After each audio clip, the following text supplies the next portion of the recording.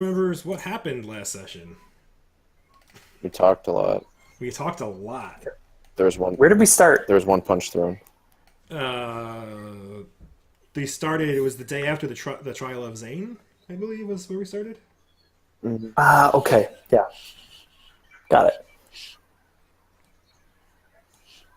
Anybody remember anything? Uh, Robert the Zubert showed up at the inn, the Little Uskwood, and came in, told us about what had happened, about how they had dispatched Kelsira the Just and done all their nonsense. And Nero got weirded out because how did they know? Do you have a spy in your ranks? And he said, not anyone that's left. So Nero got weirded out, was thinking that they might be being watched. They made Roberto hit him, and then he took him to the camp while Iwan and Vors followed. Nero went to the camp, healed everybody up, tried to pretend that he didn't know any of them. They all sort of were like, all right, Nero, guy I've never met. They weren't very good at it, that's correct. Yeah, and he dropped all his healing for the day on those fools, came back with intelligence, and then talked to Zane for a while about what was going on, disclosed some of his backstory stuff, confided in Zane a little bit to gain his trust. He and Zane seem to be going swimmingly. And Zane is on board with the Protectorate shit, which he never thought would happen. Zane's also being protected now by two angels, which sort of put a kibosh on us assassinating Zane easily because now he's got angel protectors as well. So we did that. And then we went to the alchemist shop at some point. Vors discussed that he's going to have business for him and asked him how long it would take him to tan a hide, and was very sort of out there. Nero confirmed that he'd be into whatever saves the most lives.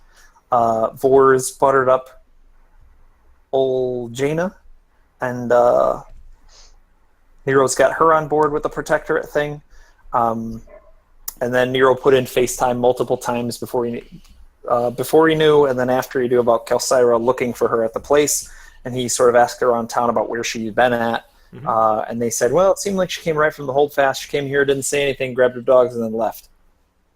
And then that's about it thus far for last session, right? At the end of the session, Iwan was working with the halflings and training the druid initiate on how to do stuff, and she's sort of turning him toward the dark side. As well as the fact that where they've buried the humans, presumably somewhere in their camp that they murdered. And what was the last bit? There was some... and she came back into town and found that they had put up more graffiti that was getting torn down by the good guys, who are now getting very sort of shock troopy, like, we're at war and we get to do whatever we want in war. Mm-hmm. And then she also found a beaten halfling with like slips in their place kind of stuff, like a lot of Make America Great shit. Violence that's on about both it. sides. There's Was good what? people and bad people on both sides. Yeah. I said there's violence on both sides. Truth. Straight truth. You forgot about when Bobby was macking on Jaina. Oh, yeah. And then Vors and Iwan diverted the sergeant and his lackeys, and then got them all liquored up at the end of the session. Right, and they were disclosing that they're going out tomorrow somewhere. But they don't know where. Yep, they don't know where, but they were very angry because usually you're supposed to get a couple days rest after you finish a patrol, but Appian seems to be like whipping people to get ready for tomorrow. Yep. All right. Anybody remember anything else?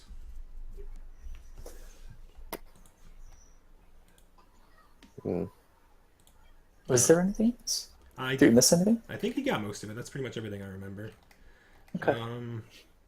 All right, so we're going to pick up. It's pretty late at night now, and you guys are still talking to Sergeant Sheen I'm not sure if you guys are done with him yet, so we're just gonna pick up there.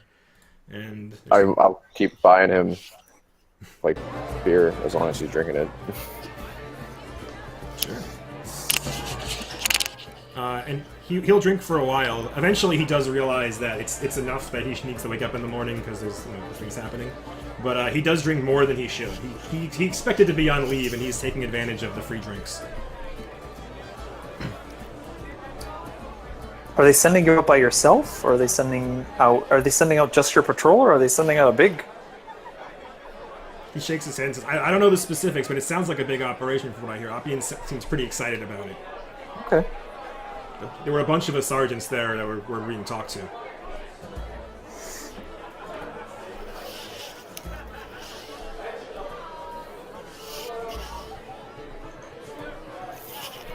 All right. Do you know what time they're sending you out? Said sometime before noon is what I heard. We're supposed to report early in the morning. Okay. He looks at his glass and he thinks he chuckles to himself a bit and realizes that he shouldn't be drinking this much. By noon, you got plenty of time. He nods. Also, his men are around also drinking, but they're not sitting up at the bar with you guys.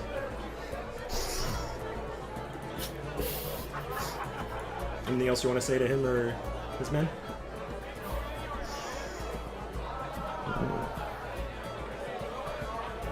Okay. Well, they finish up drinking and they thank you profusely, especially Vors, who's, I guess, paying for the drinks. And they go to leave. They go back to the fastness to sleep for the night. Take Sergeant Sheen away. And what about the rest of you? You going back to the little Uswood or talking to hang out with Jenna for a little bit? Or what's up? We need to call the meeting early tomorrow.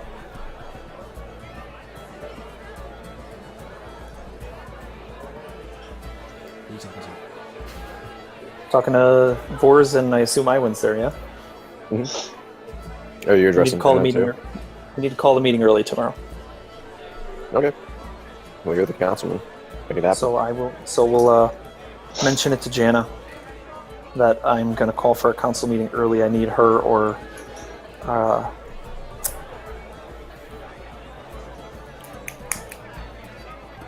Loredana? Alchemist. Loredana. Oh. Loredana or to second Linton to second it. Yeah.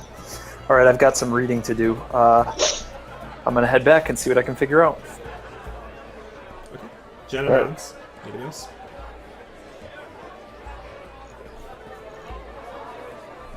Alright. You guys are gonna head off to the west wing. I'll just cut you and place you over to the west No. wing. Wait, whoa. What? Boris is staying at the Swedish drop this evening. Understood.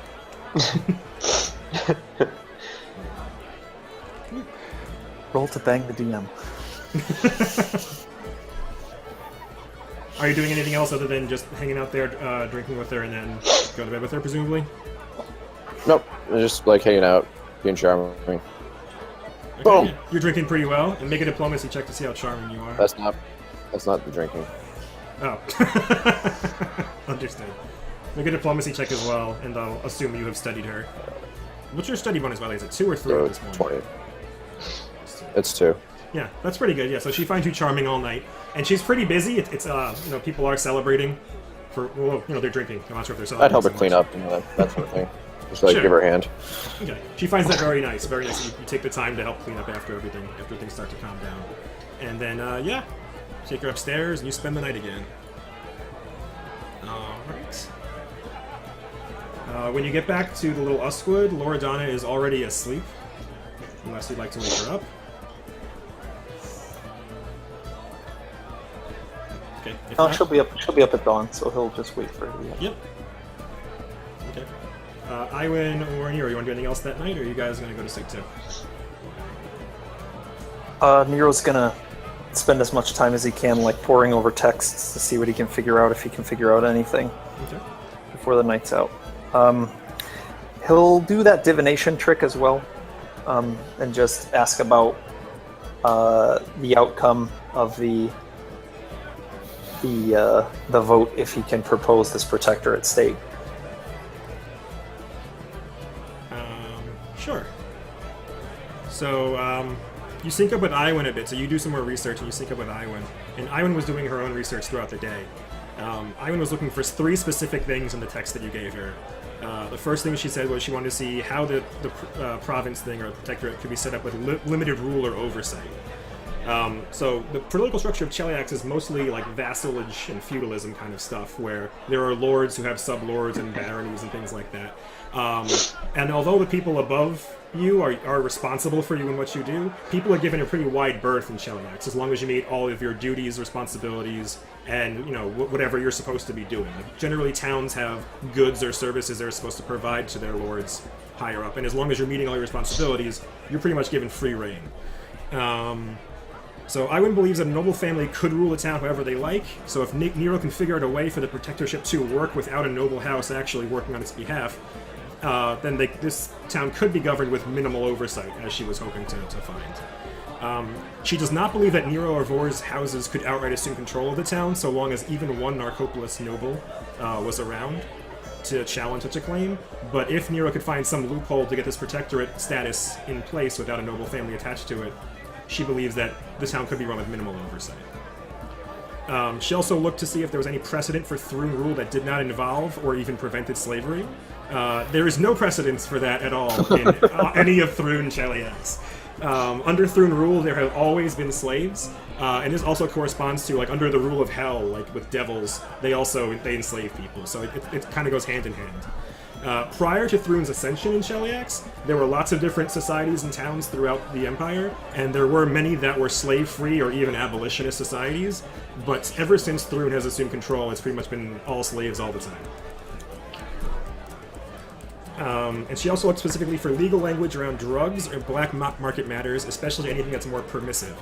So throughout Cheliax, under Thrune, drugs are specifically illegal, and like in the very official sense. And even having high ties to nobility doesn't get you out of that. Like if you're a noble caught moving drugs or like having an empire based on drugs, you will still be challenged and brought back on charges in the law. But money is everything everywhere, so you can always pay people to look the other way and do what you need to do. But in terms of actual legal, like the legality of everything, even high-ranking nobles have been taken down for things that they couldn't pay to people the other way. Was there anything specific you were looking for in the black market other than drugs? I mean, no. I think just like generally, if there's anything about why they like the basis for that, is it just something they feel is morally corrupt, or is it something different than that? I believe it's partially moral corruption, and it's also just they don't think it makes very good workers. They want people being productive in society, and they don't want people just getting high all the time and shirking their responsibilities. Even the lowly commoners, they have their place in the society, they have their tasks to do, and they don't want them just getting high all the time. Okay. So they've like defined what worthy tasks are. Like you said, the towns all have their own roles for the goods they provide and stuff, and presumably the lesser amongst in the town are the ones who are like responsible for pulling that shit together. Correct. And so anything that gets in the way of that is they're putting into law to prevent. Correct, yeah. Like if your small town is near a forest, like you might be like one of the lumber towns, and your job is to provide this many, trucks full of lumber or whatever, carts full of lumber. And they see drugs as like an infringement on them. They're basically bringing down the production if all the workers are getting high. Okay. So that's just what they do. Yeah. Okay. It's just funny. Nero, in your research, you did find some arcane, very old pre-Thrune rule in Cheliax that you do believe would apply in this situation, and could actually set up a protectorate under Thrune. There's a lot of, like legal mumbo jumbo that you have to. I don't have anything prepared for that. But basically, you do find this weird arcane thing that you believe would hold water if presented in the courts of Agori. You think you could set this up in a way that the Narcopolis would have to challenge you in the courts, and they couldn't just come in and swoop in. Like they wouldn't be allowed to do that. You believe that. You're not sure what would be decided in the courts, but you do believe that at the very least you could establish this and protect the people here while things were being decided in the courts. Okay. Alright. Anything else for the night? Are you guys good? So, just one more question along the lines of the black market stuff. Sure. If the laws were mostly put in place because they're like trying to promote productivity, and it's not as much for moral reasons, do you think that there'd be a chance to float an argument of like these are the goods that we're going to push and people want them? Perhaps, maybe, especially if you're not selling them in the Empire, if you were disseminating them outside the Empire and making money that way, maybe. But they don't want their workers drugged. That's the core reason. So if you're making them and selling them inside Shelly X, they're not too happy with that sort of thing. But you could probably make an argument if you were exporting them out of the country. Okay, fair enough. And same thing with anything in the black market, essentially. Yeah, various items have various different levels of how sensitive the Empire is to their trade. If you have any specific questions, I could look it up. But in general, there are black markets everywhere, especially in the larger cities. That's just the way things work. And money is everything. Money can buy you access to whatever you want and help you sell whatever you want. Okay, cool. All right. So you guys go to sleep, and night passes without incident. So it's fairly early, and like you said, Loredana does wake up about dawn, and she begins preparing for the day. She still has no other guests other than you. Ever since the Needlese left, you're her only guest here. But she still wakes up and prepares as if people could show up at any moment. And what would you guys like to do?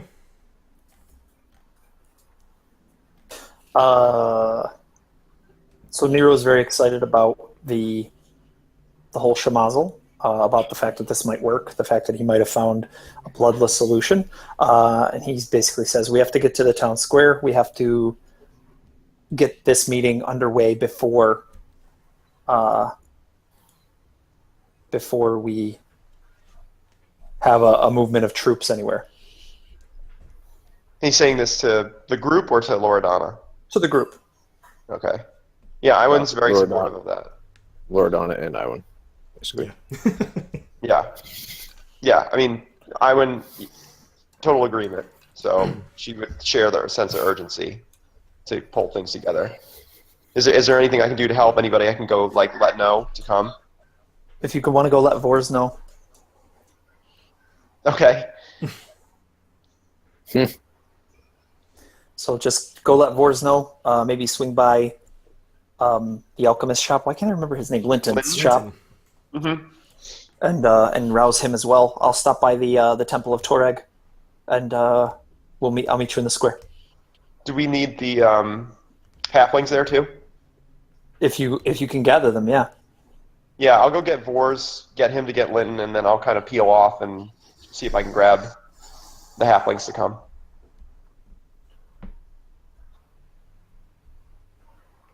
Okay. And what are you doing, Nero?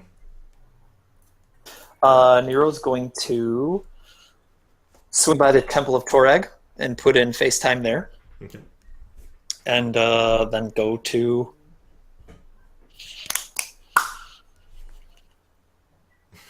What? That was fast. What does this mean? the square, where we call meetings. The square, yeah, okay, cool. All right. So, real quick, we can do the Temple of Torag stuff. So you show up at the Temple of Torag, and unsurprisingly to you, Kelsira still isn't there, and her acolytes have grown more and more worried. And they actually say that they were about to go find a city guard or one of the Glorious patrols and report that she's been missing now for it's been a full 2 days. And I'm gonna call a meeting, and I'll see what I can't do about getting somebody out after Kelsira. There's a lot of news that's gonna come out today, I think. it's just news? What do you mean? Just I think I've found a way to keep everyone safe in town. I think I've found a way that we might be able to salvage this without getting trampled by Thrune soldiers. She seems confused. She's not sure. Like, it's Thrune soldiers. Have you heard something? Are they coming for Cantaria? No. Nothing definite. But we're not going to build walls for this place before a contingent of knights decides that it's worth retaking this town. You know what I mean? It's just not time-wise. It's just This wasn't ready to happen, Well, I think I found a way that we can keep everyone safe. She looks genuinely concerned for most of the time you're talking, but when you say that you found a way to keep everybody safe, she nods. She says, "I hope you do." Like she doesn't have a mind for strategy or anything like that. So he's like, "I really do hope you do. Like I like what we're building here, and I'd like to keep it safe." I think this is on the right track. I think there's going to have to be changes, and I think change is hard, but I think we can salvage something here. She nods and she says, "I hope you can find Kalsyra." I hope so as well. I'm planning to call a council meeting. I assume there's going to be a process for her being absent, but... And she shrugs. She has Suppose we'll no figure idea that how out. that works, yeah. I suppose we'll figure it out on the fly. Okay. Anything else you want to do with the Temple of Torag? Nope, that's it. You know, if she shows up, you tell her to get to the square where I'm calling a council meeting as soon as possible. She nods. I will.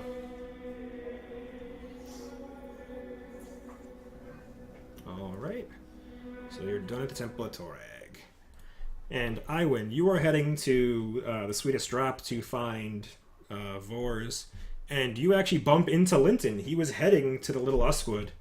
And seeing you, he asks, hello, do you know where Vors is? Is he at the Little Uskwood?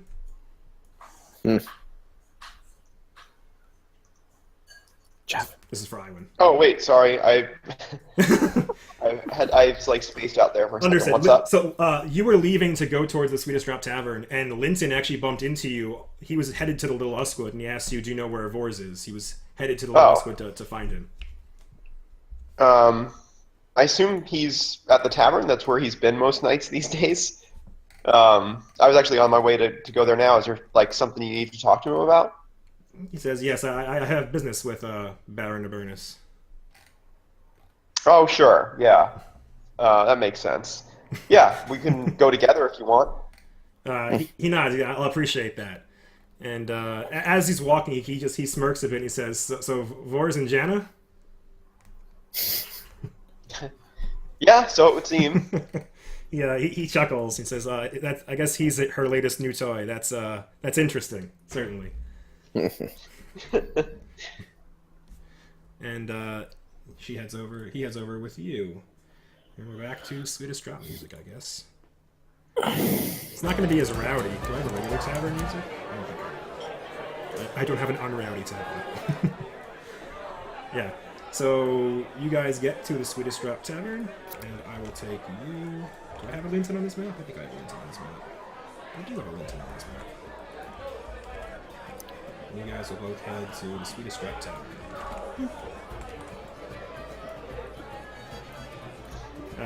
So Vors, you're there. You and Janna, I guess, are preparing for the day and making small talk. When a gnome and an alchemist walk in. And Linton looks at you, Vors, and he holds his hands behind his back and he bows. And he's got this big paunch, he's got this big gut on him. So you watch as he bows and it kind of bends over and it looks a little awkward. But he says, Master Abernus, I have news of what we talked about yesterday. Oh, excellent. Would you care for a cup of coffee while you're here? Then we can chat. He nods, certainly. And Right. if Jan is behind the counter, he nods and says, Lady Holdus. And she nods back, gives him a little curtsy. And, yeah, so Linton basically starts ignoring everybody else and begins talking very quietly to you. Vors. I mean, I'd go to the table over in the corner. I mean, presumably this place is pretty dead, just because of the... Despite the tavern music. Yeah. So maybe just before they all leave, like while everybody's there, Iwan would just mention like, hey, Nero's trying to pull together a town council meeting in the square, so you guys should catch up. But if you can kind of try to make it a faster conversation and head over there when you're done, we're all gonna meet. Yeah. So Linton seems interested in it. He's like, oh, like a town council meeting today. He's like, Yeah, he seemed pretty urgent about it. He had me come over here to just kind of let folks know. So I'm gonna peace out to let some others know, but I just wanted to kind of let you guys know so you knew to get there when you could. Yeah. Linton You nods. probably have a little bit of time. This shouldn't take long. I'll leave you two to whatever business you need to tend to, and she'll just kind of start heading out. Thanks, Simon. And Jana also waves to you on your way out. She's been one of the, again, many people in the town aren't very friendly to you as a gnome, but Jana and a bunch of the members of the Glorious Reclamation have been fairly nice to you, considering the place you, the other people in Shellyax that you've seen. What are you asking, Nero? Can you send a Nero runner to the holdfast? What do you mean? I don't understand. You're muted now, too. Nero's just going to pass on word as he's going along, at like council meeting, pass the word along. Oh. Somebody get to the holdfast, grab a Sure. grab like a patrol or something as he's on his way. Sure. Okay, that's doable. Sure. So that Appian knows it's going down too. Okay, so Linton sits down and Jana brings over the coffee, and he's talking in very hushed tones to you, Boris, and he says, "I talked to my agent in Valor's Fast List last night, and as you and Nero suspected, there was Calcyra was there 2 days ago."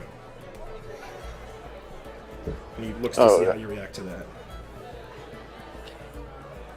I mean, I'm not going to act surprised. Like, like I just kind of like, I'm like, okay.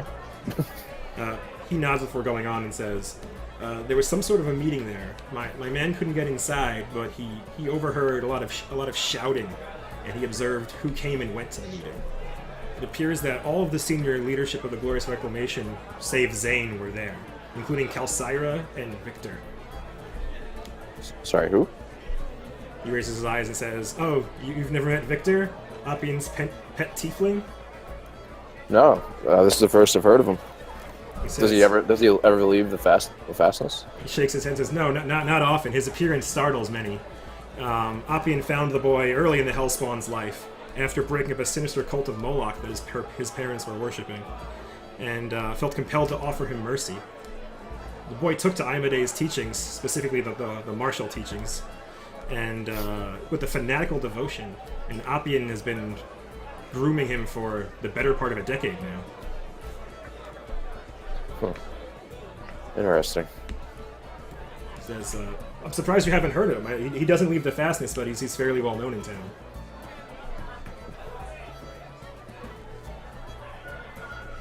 Yeah, I mean, nobody's brought him up, and I've had no reason to ask of someone like that. So He nods and says, "Well, I don't know much about him myself. Again, he rarely leaves the fastness, but he's master at arms and officially the deputy governor of Cantaria. But he rarely leaves the fastness, as I've said." He moves on though. In any event, I don't know exactly what was discussed in the meeting, but as I said, my agent said that he heard a lot of shouting, and somewhere during the meeting, Calcyra stormed out. And seemingly in a huff, she left the fastness very quickly. But the others continued their meeting for about an hour after that. Who else was there? So it was Victor, Appian, and Calcyra. And a couple of other Sixth Sword Knights that he doesn't have the names of. But basically, the highest ranking members of the church, except for Zane, were all there. Interesting. Do you know where Calcyra was going? Oh. He shakes his head, says, "The agent saw her leave the fastness, but I don't know what happened to her after that." Oh, interesting. Thank you. He nods and then says something else. He says, "My agent reports another thing. As of last night, he saw Zane at the fastness. He was yelling at the guards to let him in, and managed to talk his way through them. He says he confronted Appian openly in one of the hallways. From what I understand, Appian didn't want to see Zane at all, and there was again much arguing and shouting very publicly. And I think the quote from my agent was Zane shouting, 'Listen to me for once, you fool,' was the line that finally got him to listen for just a moment. It appears that Zane has told Appian... Sorry? Oh, I was just going to ask, what else did Zane say to Appian? It appears as though Zane was laying out plans to turn the city into some sort of a protectorate. I forget, have you actually told Linton the plan or not at this point? A little bit. Yeah, okay.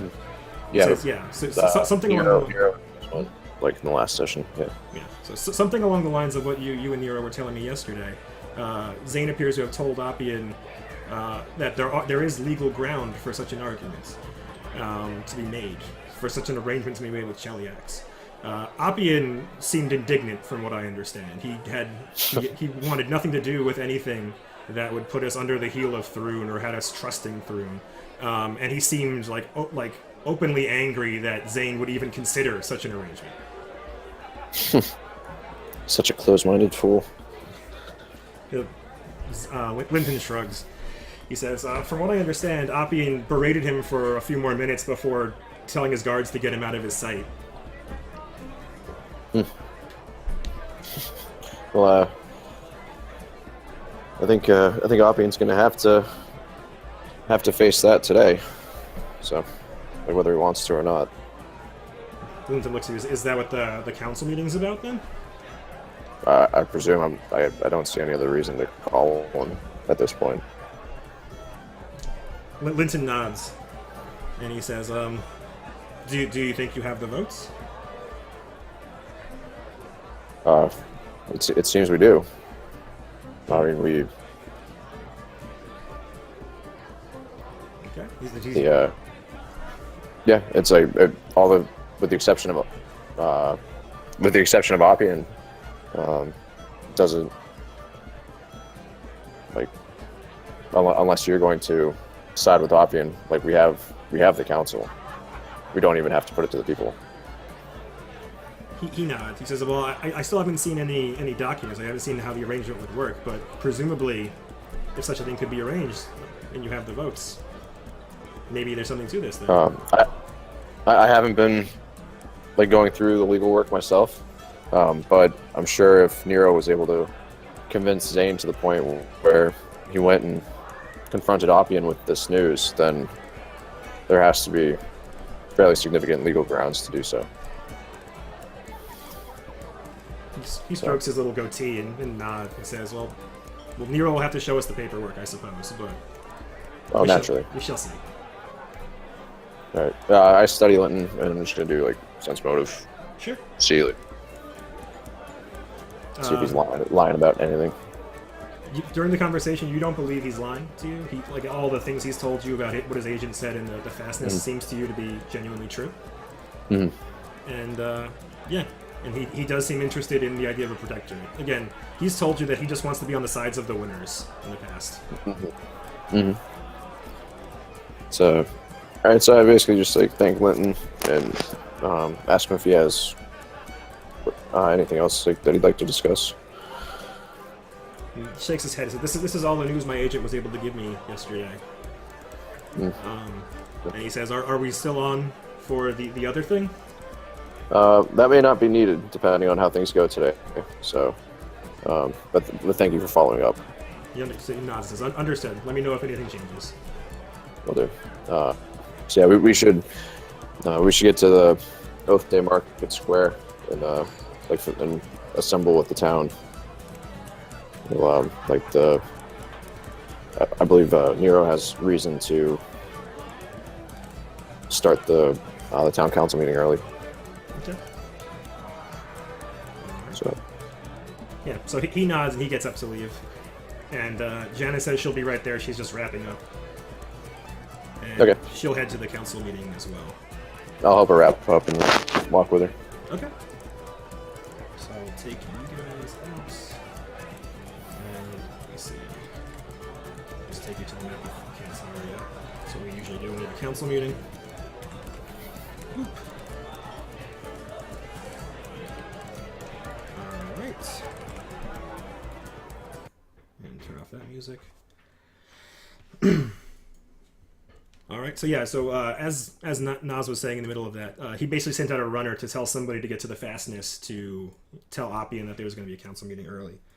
And Appian was up very early and he was organizing his troops, basically getting things prepared for later in the day. And hearing that there was a town council meeting called, he actually seems excited at the news. And he heads over there with a bunch of troops. He has several sergeants, a 6th sword knight at his side, and a couple of other militia volunteers. And he gets over to the town square, pretty early. And Nero's there, and everybody else shows up a bit later. But Kelsyra is missing. So town council button. Oh, this is a daytime tab. Look at that. Anyway, yeah. So you get there, and the town council meeting was kind of announced very quickly, so there's not a very large crowd today. But people are beginning to come in. Like, word has begun to spread. And while you're kind of milling around, everybody give me a diplomacy check and let me know what are you doing while you're waiting for everybody to gather.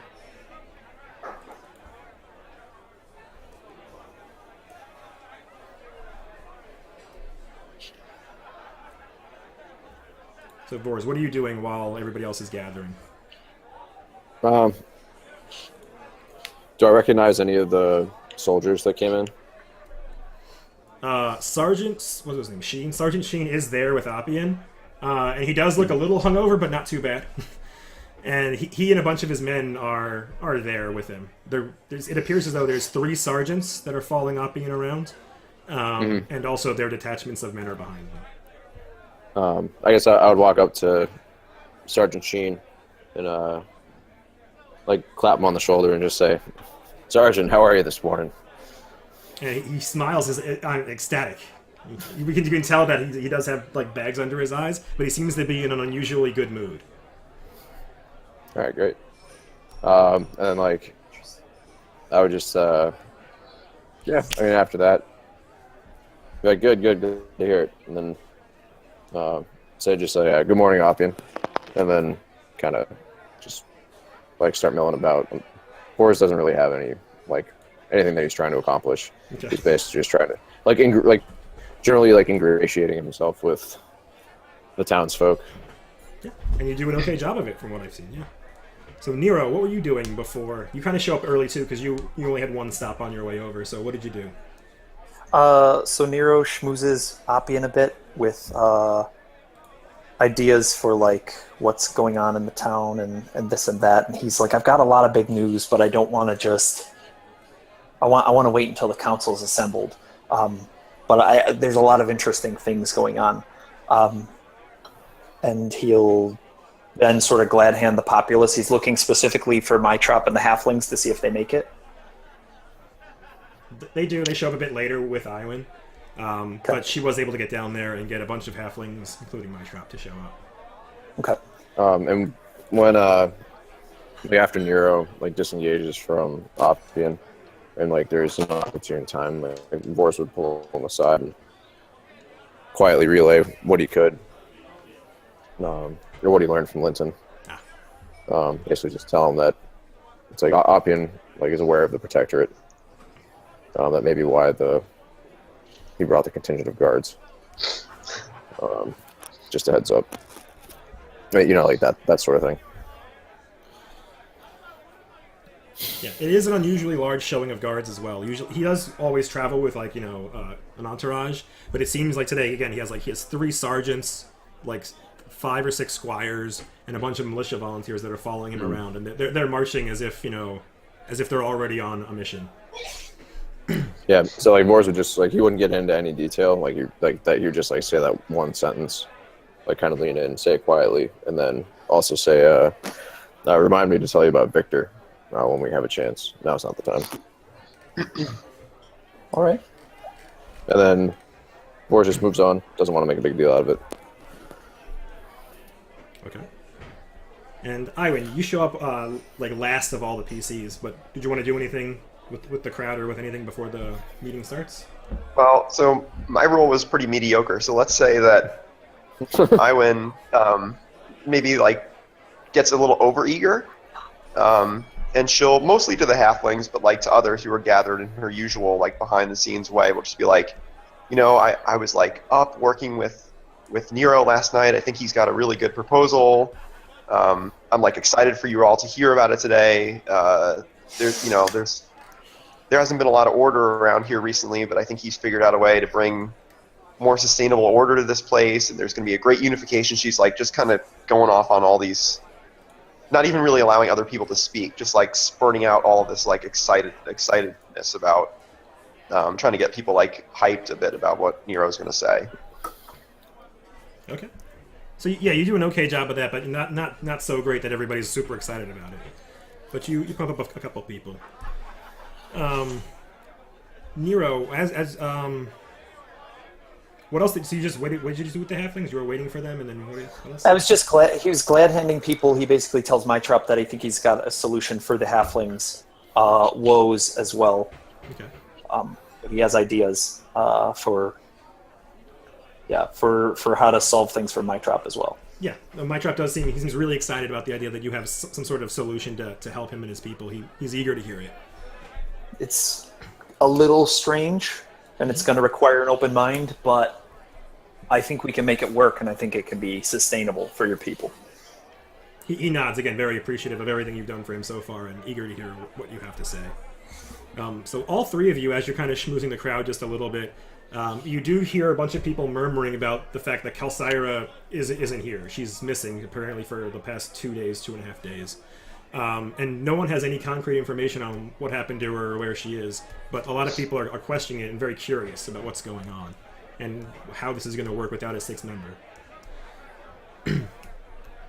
If any folks express that to Iwan would be like, "Oh, like that seems like a pretty big development. I encourage you to, really like make a point of that question during this meeting. That's what these things are for." Okay.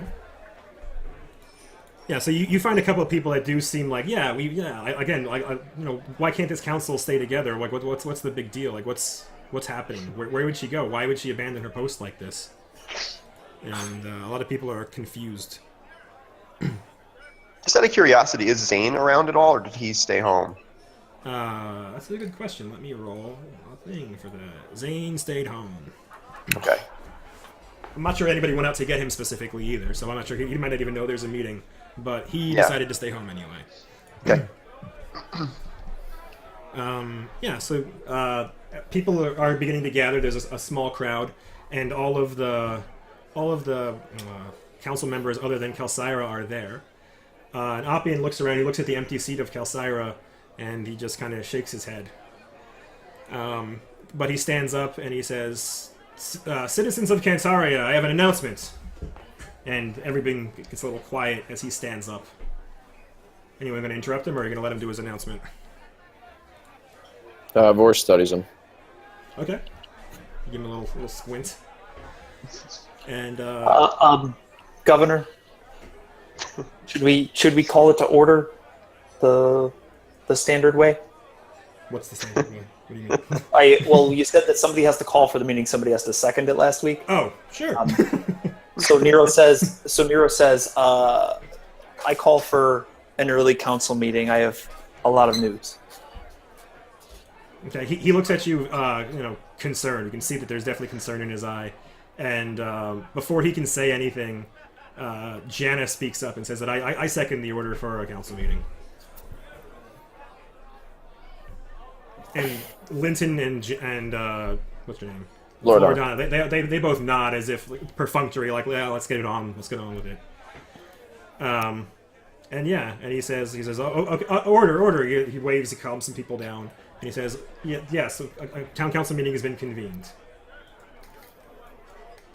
And a bunch of people begin shouting again, like, where's Kalsyra? Where is the sixth seat? And Appian calms them down a bit because quiet. And he basically conveys to them that he doesn't know where Kalsyra is. He says, we have no idea. Kalsyra has been missing for the past 2 days. She was privy to a meeting, which I will be describing later after this announcement. And he basically says, I do not know where she is. And he looks to the others. Has anyone heard from Kalsyra? I've been checking in at the temple. I've been trying to gather her. But I've been going the last 2 days and nothing. They say that she came from the holdfast and then left in a huff. Hearing that, you can see, again, some concern on his face. And toss me a sense motive check, Mr. Vors. Or anybody who wants to, but Vors is the one that's specifically studying him.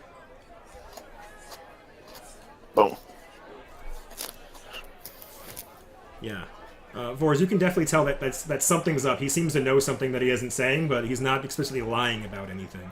But he does seem gravely concerned that she left in a huff and that that she went to the temple and then disappeared. But he doesn't know. He has no idea where she is. So he tells the crowd, like, it's not unlike her to wander around and to leave the town for several days at a time. But usually, she lets us know where she's going or what she's doing, what her mission is. And no one seems to have any idea where Kelsira has gone.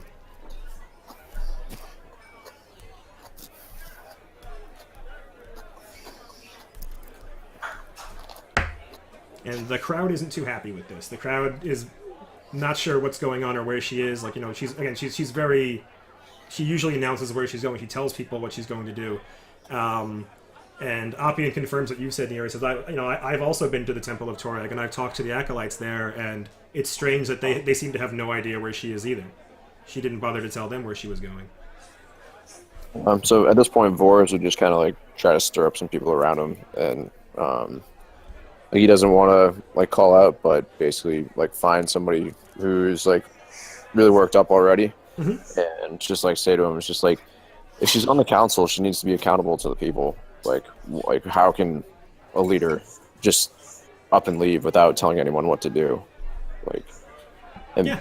Try to like incite him to or her or whoever to like into an outburst to like get that addressed by the council. Toss me a diplomacy check to see how well you prod that guy. All right. Yeah, so that worked, and he basically parrots the things you put into his mouth, and he says like, she's beholden to the people. She should be here. Why isn't she here? And Appian doesn't have an answer for that. He says this meeting was only called this morning. It was called very shortly ago. Perhaps she didn't know about it. She like I said, it's not unlike her character to wander around. But we had hoped that her seat on the council would make her a bit more sedentary, but it appears that hasn't panned out. This is my fault. I apologize. I called the meeting on such short notice. It's my fault that she's probably not here. So Appian says, I'm not sure how, the bylaws don't state anything about a missing member. This hasn't ever happened before. I'm not sure if we can vote on anything without a sixth member. So I suppose we'll table anything that has a split vote? He shrugs and says, can a vote even be split among 5 members? Well, the 5 of us and the 7th, the voice of the 7th. Is it the voice of the 6th? Voice of the 7th is what it is. But yeah, so he seems concerned about that. Like the voice is only consulted when the 6th become deadlocked, but perhaps make a diplomacy check, Nero, to see how well that goes over with the crowd. Sure. Yeah, so Appian seems resistant to your idea. He basically wanted to block any sort of votes from happening at all. But the crowd seems to be on your side. Like let us vote, let us vote. You hear them all shouting like we can be the 6th voice today in Kelsira's absence until she returns. And Appian, he can tell that things aren't really going his way on this argument, so he drops it. This isn't worth his time to fight this. And he says, certainly. If there's a split vote, we can table it until Kelsira returns. And he looks at everybody else and says, with my announcement then, yes? Sure. All right, so he stands up, and you can see like the concern that he had on his face kind of washes away as he smirks a bit, and he puffs out his chest, and he says, "Citizens of Cantaria, I have an amazing announcement to make. I have amazing news for you." And he says, "The city of Sonara has fallen. The glorious reclamation has taken the city, and the allies of Hell and the Thrunish Empire are in full retreat." And you can hear a bunch of gasps, and the crowd actually goes quiet. Oh no! Oh no! Is that you role-playing that? Yeah. So he looks at you curiously, but continues on his way. He basically says he gestures over to the other side of the field, basically behind all the people, and there are 2 angels sitting over there, and you can hover over them to see them a little bit. Cassiel and Great Gabriel. And he says, "The heralds of Iomedae have come to us with this fantastic news. The city is ours." And what does he say? He says, "With this and other recent victories in minor settlements between here and Sonara, the Glorious Reclamation has secured control over the majority of northern Sheliax, access to the Menendor Mountains, and the mouths of several important rivers. We've cut off Agorian from the heart of the Empire from their supporters and vassals in Malthun, Nadal, and Isger."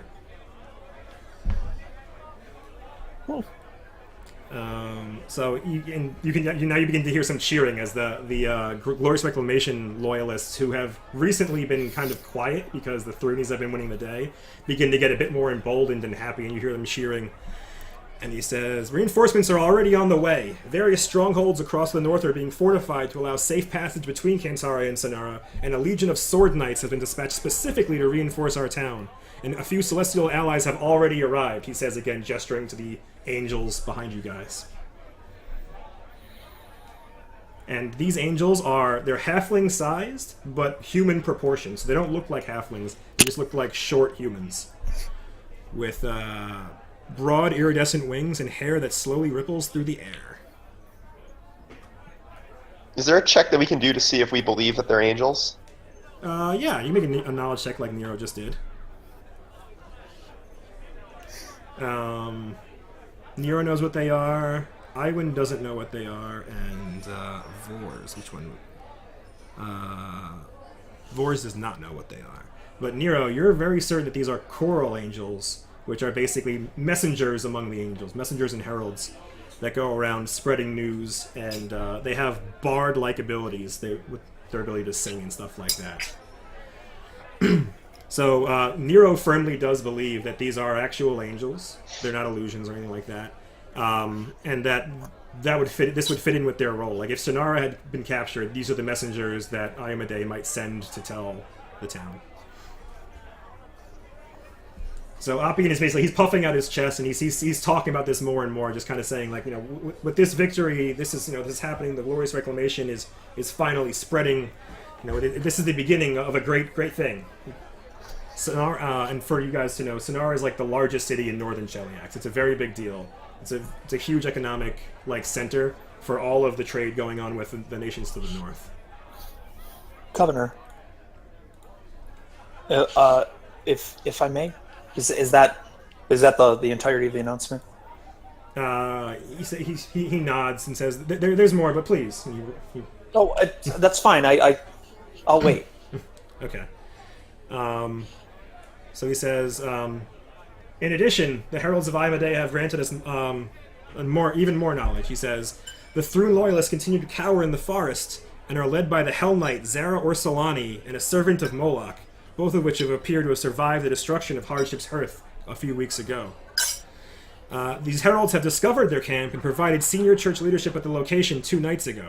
You have spent the past day planning, strategizing, and waiting for patrols to return so that we could end this rebellion with one overwhelming, decisive strike."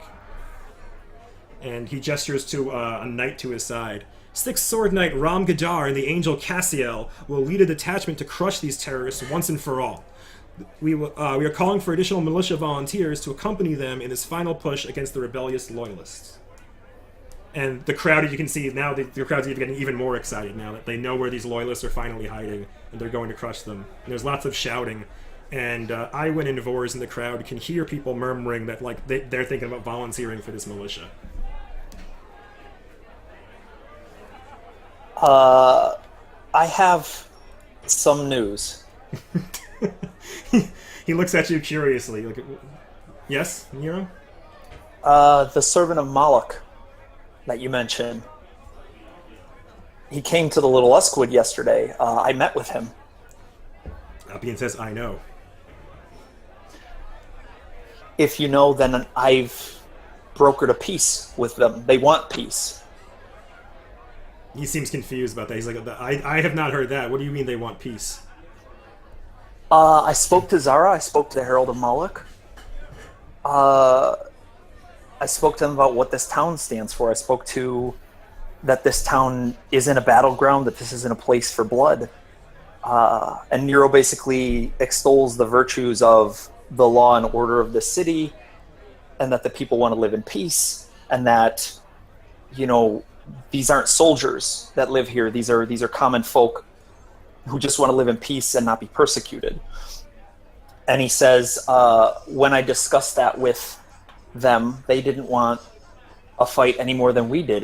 They were fighting because they were unjustly imprisoned. They've agreed not to attack the town. And I was coming here to talk about an idea I have that would broker a peace that would make feasibly the whole town safe bloodlessly. Yeah, so the other council members, since they all know kind of where you're going with this, they seem to be nodding and not objecting, or they're not speaking up too much. They're not objecting or assenting with you, but they are nodding along. But Appian is having none of it. Appian says, yes, your protectorate idea. I've heard of this. Zane brought this to me yesterday. Oh, good. And he shakes his head. He's like, there can be no peace with Thrune. There can be no peace with Hell. And I don't trust anything that they would agree to. If we make a legally binding contract, have you ever known a well-worded, legally binding contract to be broken by a devil or Thrune themselves? It says broken, no. Bent, yes. Twisted, certainly. We make something that can't be bent, that can't be twisted, that is based in dogmatic law. I found something. A way to preserve this town, a way to keep us... You say that Sonara falling is a great thing. All the knights that were holding that town, all those troops that were scattered, where do you think they're going to come first? They're not going to come to a well-held stronghold. They're not going to come to a place with tall walls and easily defended battlements. They're going to come to some place with no walls, no battlements, and next to no soldiers. And they're going to look to make an example. And that place is here. Appian, he shakes his head. He says, the strategic value of Cantaria pales in comparison to various outposts taken in the north. He says, unless they're here specifically, as you say, to punish us for what we have done here, I really don't see them coming to Cantaria. Cantaria is the basis of Iomede's faith. You're telling me you don't see the symbolic significance? He says, certainly symbolic significance, but in terms of strategic value, this town, I don't believe this town is high on their list of targets. If I were planning for Thrune, this town would be near the top because it's an easy victory. It's a way to get the ball rolling. How hard is it to get a cart out of a rut? It's much easier if the cart's going downhill to get the cart out of the rut. Yeah. They're looking to make something downhill. That'll be their next... If it were me, that would be my next move. From what I understand, what Cassiel and Gabriel have told me, the majority of the Thrune forces are fully routed, and they're heading through the plains of... I forget the name of the plains. Fields of Chelam? Is it the Fields of Chelam? Is that what it's called? But yeah, so yeah. Or Sirmium plain? Yes, going south? Sirmium, that's it. There you go. Look at you knowing geography. All right.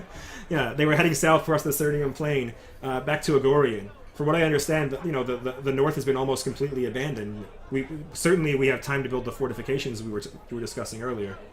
Where are we in the north? Yeah. We're kind of like dead center-ish. Does that map have... Yeah, Kantara's on there above the Barrowwood, and Sonara is... I'll put it on the screen so I can see in the recording too. And Sonara is in the forest towards the east. And basically, they're saying that they have won battles in a lot of the northern settlements, so just south of the mountains you can see there. So they say they're claiming to have connected these two cities with their victories now. All right. Vor says +7, so on geography knowledge. So let's see if you actually. Like he knows what. They're Yes, talking you about. do. You got a 25. Yeah, so you do understand. Like he names a bunch of the settlements. I don't have them handy. I'm not going to look at the map too deeply. But basically, he names like we have victories here, here, here, and here, and a lot of these are strategic value towns. Like they it's at the mouth of this river, or it's along a major trade route with the Menendor Mountains, where it blocks passage from Isger, things like that. And basically, the argument he's making is that there are a lot of other places that Thrune has to deal with now. And we have like safe passage. So, as he said, troops are coming here to reinforce, and he believes that there's more than enough time now. Even if Thrune decided to throw everything they had here now, it would take long enough to get here that we can reinforce the town as you've described previously. You're wagering our lives on it. And he says our lives have been on it this whole time. Like ever since the first day this rebellion started. Our lives have been on the line. We've done the best to defend these people. And how do the people feel? How do they feel? Do you feel safe, knowing that 50 armed troops could run us down here? You're asking the people? Yeah. There is a mix, and it does seem like more of them do not feel safe than do feel safe, but it's not like a clear majority. Like you hear a bunch of people saying no, or a lot of people generally expressing worry, but there are a bunch of people who seem kind of like zealots, like they're here for the long haul. A lot of Iomedaean faithful have come to the city specifically because of this. So there are a lot of people that do express concern that it doesn't feel safe, but there are a lot of fanatics that are like, this is the beginning of a new Cheliax. I've found legal precedent that would allow the existence of Cantaria as a legal protectorate. Harkens back to a law that's on the books before Hell took hold in Cheliax. But it's ironclad. It allows for the founding of a protectorate state. I've been in research with Iwin and with Phaedrith himself to talk about this. This is a way to guarantee our safety. This is a way to form a legal standing. And it would be a way to bring people who were run out of their homes back into the fold. Most of these loyalist troops, these terrorists, you describe them, they're just people who are run out of their homes. And I think the peace I've brokered could be lasting. I think that we could make this the basis of something. I think we could make it so we wouldn't even be a target. Oppian seems unconvinced, but go ahead and make a diplomacy check to see how everybody else is taking it.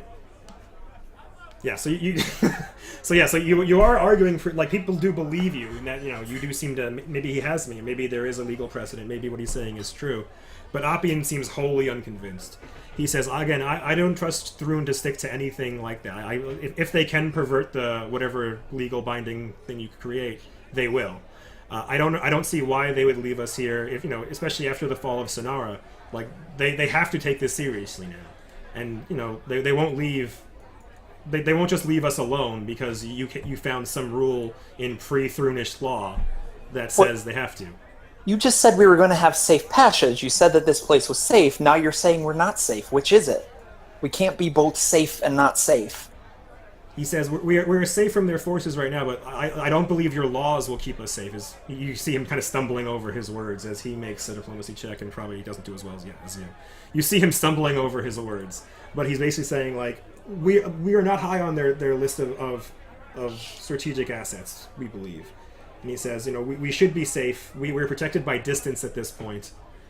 And there is time to reinforce the town. There is time to build the walls you've talked about. There is time to build the towers. But he says, like, I wouldn't trust law to protect us. We need walls, we need troops. If they're coming, they're coming. And no law will stop them. If they're coming, the law is the only thing that will stop them. If this is in the court of Igorian being argued, no action can be taken until the case is argued. He seems furious that you'd even, like, suggest that we take this to the court of Igorian. Like, you mean that the hell-tainted courts of Igorian? Like he seems like disgusted by this. Like you'd leave this to them. say what you want about Igorian, say what you want about Hell, order is paramount. Law is paramount. Just like for Torag, just like for Iamade, just like for any of a number of faiths, law is paramount. So you can see again, the crowd is kind of on your side now. There are still a lot of zealots that do seem kind of devoted to the Iamadean cause, and they're following Oppian almost blindly. But a lot of the middling people and the Thrune supporters are on your side. Like if something can be done, maybe as you say, the law, they do respect the law. Say what you want about Cheliax, they do respect the law. Yes, Mitch? I would wait for like kind of a lull, and I'd stand up and just like basically say, like, if I may, Oppian, I have to disagree with you. Cantaria is the last settlement along the Sedna River before coming to Agorian. Like this is the last buffer settlement along that strategic route. Like there is strategic value in holding Cantaria if you're going to protect Agorian.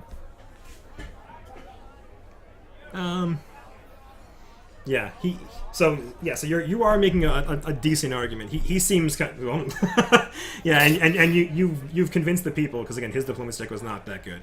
But he says I understand your disagreement, but again being so far away from Agori and with and there's not a lot of troops here, like this is just a small village, like it's a small fishing village, mining village, and there's not a whole lot here. There's not a whole lot for them to take. Like certainly as a symbol makes sense, as Nero has said, but in terms of the ability to raise an army and march down the river towards Agorian, I don't believe that to be true, and I don't believe that they would see it that way. The majority of the Glorious Reclamation's armies are in Sonara and will be left to hold Sonara and the vast regions of the north. He says, I don't believe that Cantaria is a super strategic value to the Chelexian Empire, or they would have come here sooner. They would have come to crush this rebellion quicker. I'm worried that with Sonara solidly taken, that 100 troops wouldn't be so much to spare anymore. I think with Sonara holding, every troop was necessary. With Sonara fallen, it's only going to take a little while until some ambitious lord gets 100 troops together and sends them here mounted.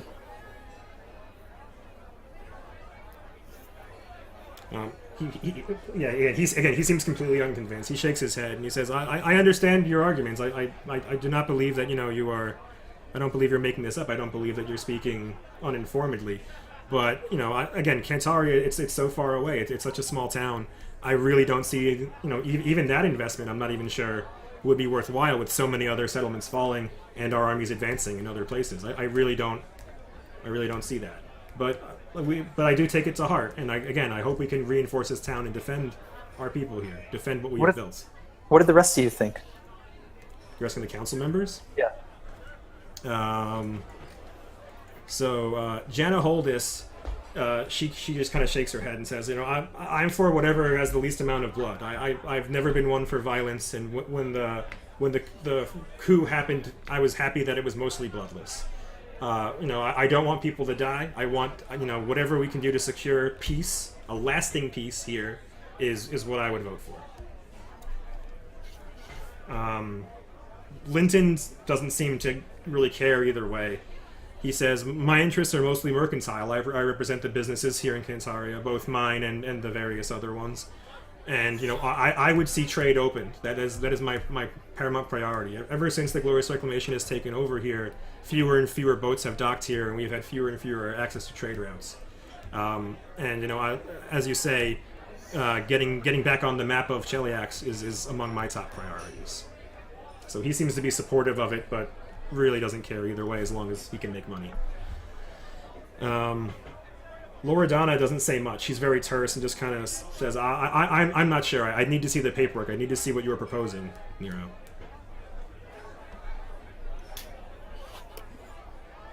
Well, if we're here, I'm going to be working on this. I'm going to work on this with Zane. I'm going to work on this with Iwin. In the meantime, I vote for a cessation of hostilities with the Thrune supporters in the forest.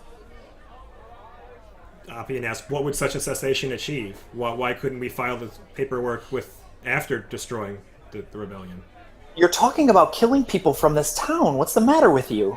People that have killed our people. They raided the sword tower. They slain the guards. Right, after you threw them out of town without a trial, after you locked them up, after you took someone from the Order of Hell Knights, stripped her of everything she had, and threw her in prison for her association with a lawful order. That is a very good point, and Appian does not have a retort to that, especially the Hell Knight part. They were hoping to get the Hell Knights out of this, but his actions seem to have done the exact opposite of that. So at this point, Iwan would also finally stand up and say, we've argued a lot about strategy, and those are certainly arguments worth having, but we've only started now to touch on the morality of what's going on here. It's like we've like Nero said, we've essentially banished these people, and is that like the plan for all of the cities in this town, to just banish them and kill them off? Is that consistent with the beliefs with your beliefs? When I look at what Nero's proposing, I see something that's fairer and probably more morally correct. What are we doing otherwise? Appian says, the people were put into Hardship's Hearth what's the word? They raised arms against us. That's the only reason. Like we didn't imprison anybody who didn't raise a weapon against us during the rebellion. Like they were the ones that chose to fight against what we were building here. And what else would you have us do other than jail or exile them? Well, that's why I think this Nero's proposal is aimed at not having to imprison or banish them. Is that really a sustainable solution? Have we not seen that it's not a sustainable solution? Appian shakes his head and says, "What's to keep such loyalists from rising up at a later date? If you allow them back into the town, they obviously want no part of what we're building here. They want no part of this glorious reclamation, a Cheliax devoted to Iamade. They obviously do not want that." There are worshippers of Torag here. There are worshippers of Irori and even Asmodeus. There's worshippers here. There's not. This isn't a religious settlement. This isn't a mission. This is a town. This place has existed for thousands of years. And maybe there are those who want to go off and serve to the glory of the glorious reclamation, who want to spill blood. But I think that most of the people here would agree with me when they say they don't want to spill blood. They just want to live their lives in peace. Go ahead and make another diplomacy check there, Nero. Sure. See how well you do to the crowd. Yeah, you're doing very well, but again, Appian seems like completely unmoved by your arguments. Appian, he just shakes his head. He's like, again, I don't see how integrating them back into this society would achieve anything. Again, I understand that this is, a multi-religious settlement, that there are worshippers of various gods here, and I'm fine with all of them. But again, these were the ones who raised arms against us. These are the ones that were so devoted to Thrune and Hell and all of everything that comes with that they picked up a sword and tried to kill us, tried to fight us, and I don't believe that they have a home in the empire we're trying to build. I don't wish them dead, but they don't have a home here. And if they are going to continue to terrorize us, to assault the market last week, to raid the sword tower, to do all these other things, to attack our patrols, then that they must be dealt with. I move for a vote on whether to cease hostilities with the Thrune loyalists with whom I brokered a peace. Oh man, that's okay. There goes all the fighting I had planned for this session. Yeah, so Appian, he doesn't second it. He's angry and he's basically red in the face. But Janna Holdis will second your motion for a vote. And Appian seems furious at that.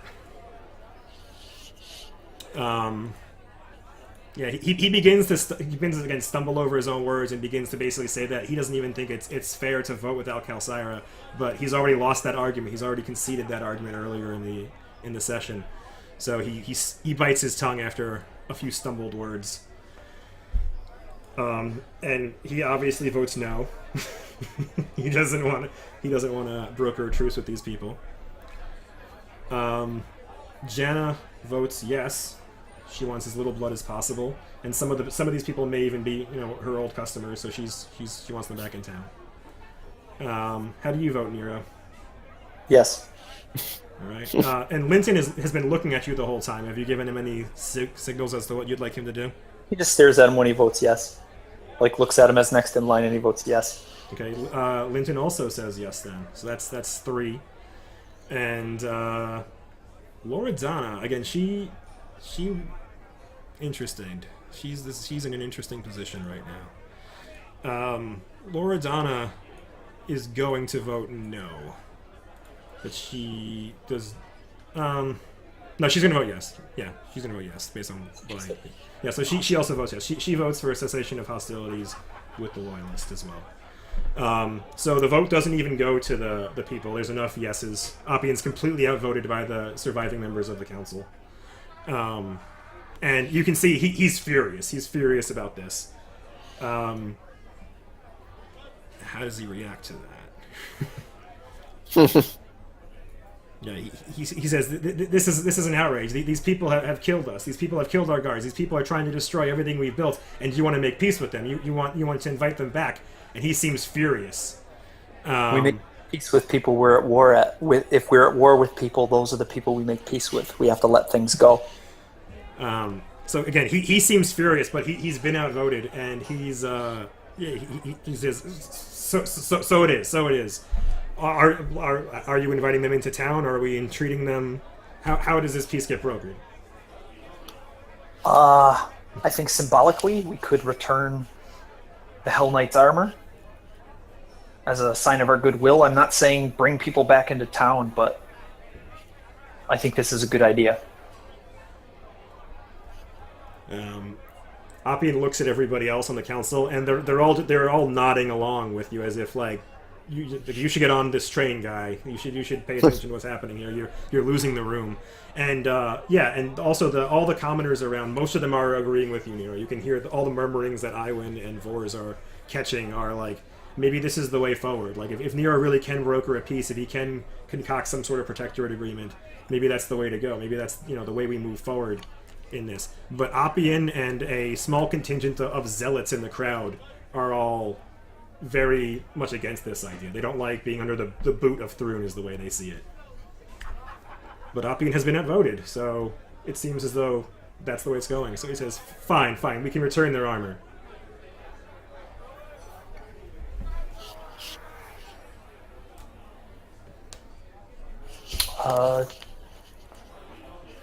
So are we decided then about the formation of a protectorate state? If possible? Linton steps up and says, I believe that would require a second vote, independent of the first. Do you move to make one? Sure. Oppian, again, he's rolling his eyes and he's gesturing wildly like I can't believe this is happening. What's like... But, yeah, so you do that, and Linton will second it this time. And so you haven't drawn up a lot of the legal documents, but basically you briefly explain what you found. You briefly explain the arcane law, and you say basically it's something like a vassal state where you guys would be free to run without the company of a noble family. Like basically you can exist within Cheliax without a feudal lord or a family attached to it, a noble house. And you do believe, you make the case that this is legally binding, that any noble family who acted against the town would then be... This would only cover the town, not the entire, not Sonara and stuff like that. Yeah. But anybody who moved against the town would be subject to punishment based on these laws, and that, if people respected law, and you believe they do, that this would, at the very least, buy you time. Like, this would buy you more time than just praying and hoping and building your walls. That this would keep, like you said, a wealthy noble from hiring 100 men to come run this town down. This might be able to prevent that. So you've made the case, and people seem to be on board with it. So Appian votes no, unsurprisingly. And Nero, you vote yes, unsurprisingly. And Jana Holdus votes yes. And did you signal anything to Linton? I assume you've told him you wanted this, though, right? Yeah. So he also votes yes. And Loredana, she was okay making peace with the Loyalists, but she's not so certain she wants to do this. So she's going to vote no. And Appian, for the first time in about 10 minutes, actually calms down a little bit. You can see that he looks a little warm in the heart that Loredana has voted no. So it does go to the vote of the people. And go ahead and make another diplomacy check. Sure. Come on. All right. I suppose it would be weak to hero point this, wouldn't it? Yeah, I should have. Yeah, go ahead if you want to. It'd be weak to hero point it.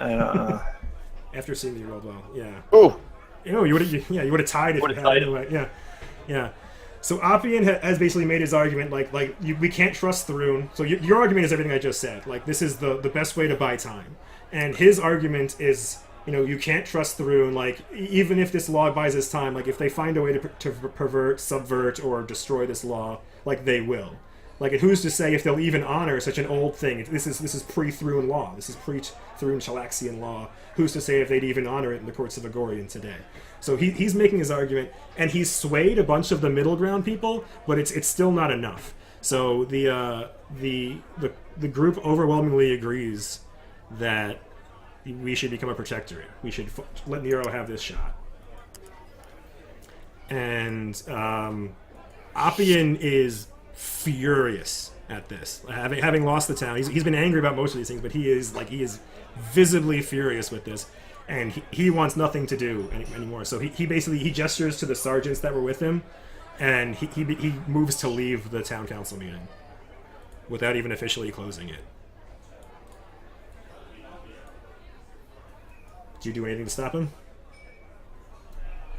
But the meeting, but there was more to discuss. And he says there's nothing more to discuss, and he storms off. He begins to storm off with his guards. Is he going to the north? He's going to head back to the fastness, so he's going to go, I guess, to the north and then go back. Okay, fair enough. Yeah.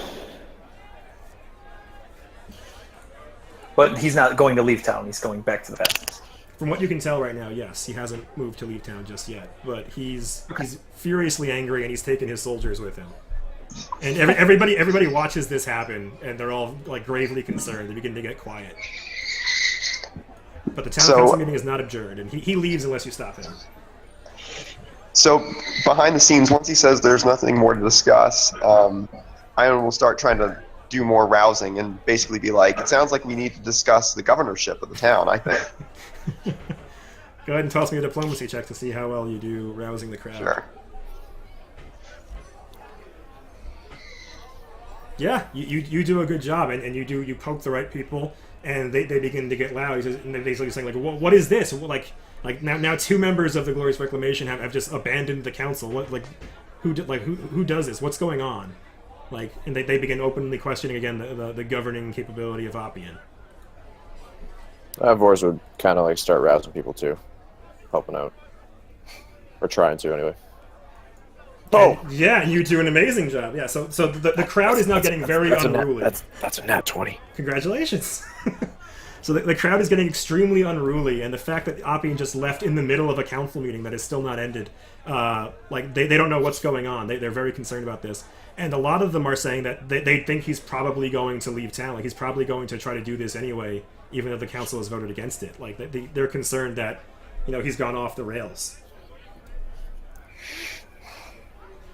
Out of character, this is perfect because then we still get to fight his ass because he's denying the council and the people, and we have a legit reason to engage him in open battle. It's true. From a legal standpoint, we can kick his ass, but it's fine. Okay, so Nero will discuss with the gang a little bit, and then I think, does anyone else have anything else they wanted to bring up in the meeting?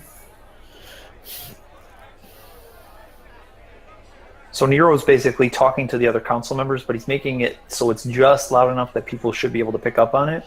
And he's trying to be subtle about it, but he's talking about killing people who've lived in this town for years. I mean, he's talking about that's not glory, that's not battle, that's murder. People who want peace, and you're going to run them down? Jana agrees with you and wholeheartedly. She says, I know some of those men. Like, I can't deny what Appian said, in that they did raise a hand against us. They have done, these acts of terrorism. They've attacked us. They destroyed the sword tower. But like I said, as you said, these are people from this town. They've lived here their whole lives, most of them, and just they're on the wrong side of some battles. They're on the wrong side of the revolution. Doesn't mean they should all be murdered. She's agreeing with you. Loredana and Linton don't seem to care as much as Jana. Jana is very much against bloodshed, but Loredana says very wryly that this is war. This is a revolution. Did you not think somebody was going to die? He's looking at Jana like, did you not think people were going to die? Did you think the coup was going to be as bloodless as that first night was? And Jana doesn't seem very happy with that. I don't expect no blood, but I expect that when people broker peace with a member of the town council, that we don't try to run them down after that. She nods, and you're trying to read a Loredana. Yeah. 17.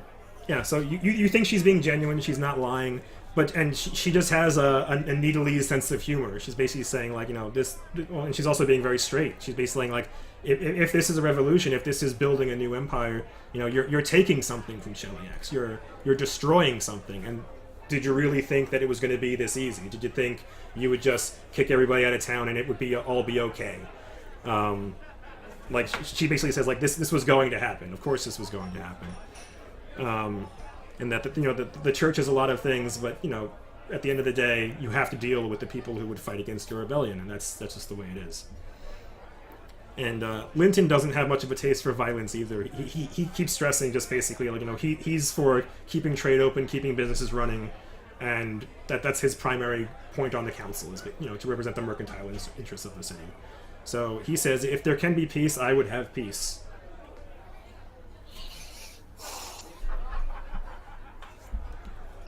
All right. Does anyone else have business? Was there anything else you guys wanted me to bring up? I don't think so. You were the one that called the meeting. I don't think they had anything. The other one was only a couple of days ago. Okay. So I don't think they have anything themselves now. I say we meet in 2 days' time. If I come up with something sooner than that with Phaedrith's help, then I'll propose it earlier. They all nod, certainly. And Loredana specifically seems very eager to see how the contract is worded, how the agreement is made. Okay.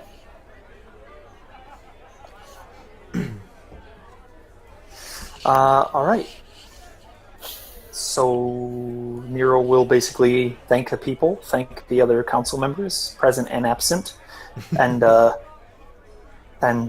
bring the meeting to adjournment.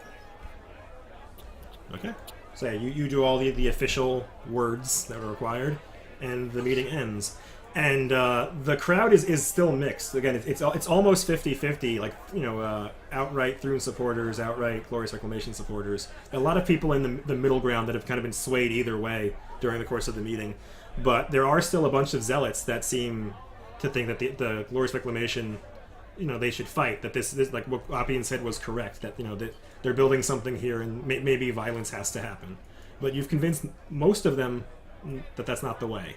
But still, a sizable contingent is supporting Appian, even though he stormed off. Alright, so what else would you guys do? You sync up with the rest of your party. What do you guys talk about? I mean, do we need to follow that group that left and make sure that they're not going and taking matters into their own hands? Vors would go and talk to Linton.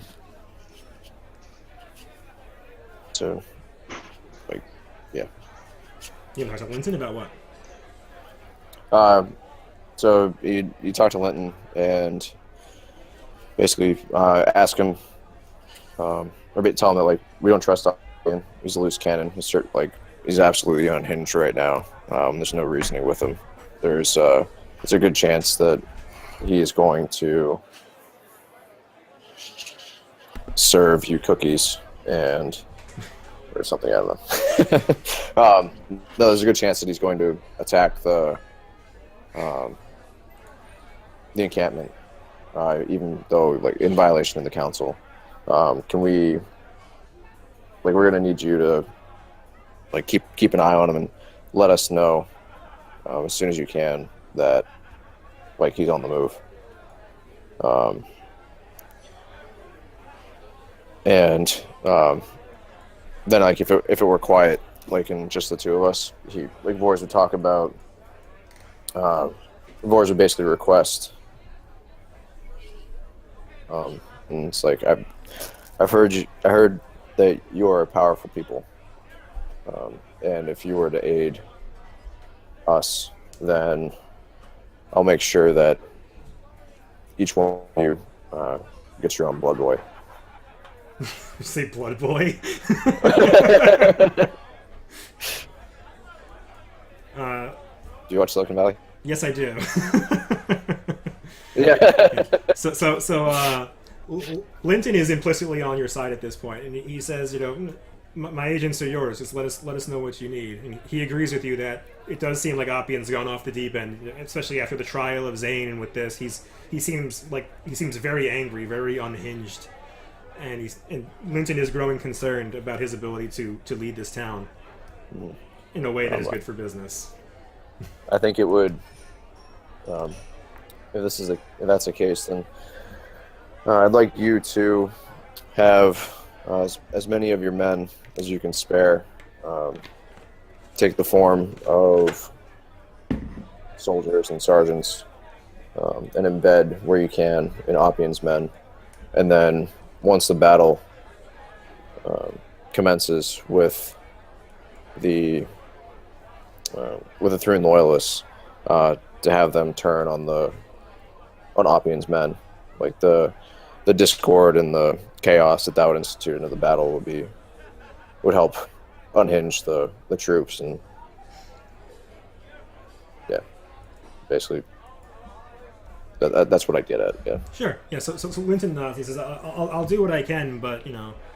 It's difficult to, you know, without removing guards to replace. It's difficult to just, you know, assume new people. We can't just show up as, you know, my agents can't just show up as new people in the thing, unless you want them as militia volunteers.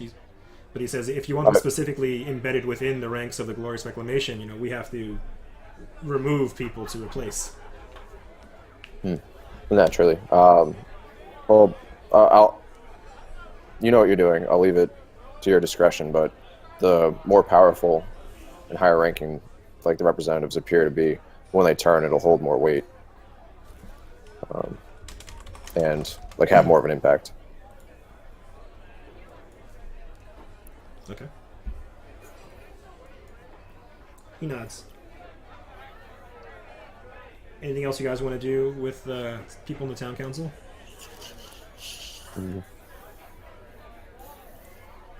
All right, so Nero basically is going to glad hand some people. He's going to talk with Mytrop. I'll do that during the week with you guys if you want to do that. Whoever wants to be there. And yeah, he's going to set off to see Zane quickly and let him know that the Protectorate State, that they've got some time to come up with it. Recruit him. What? Recruit Zane. Yeah. Vors would tell Nero to recruit Zane, if possible, and tell him that Oppian is undoing all the work that you've done with him. Sure.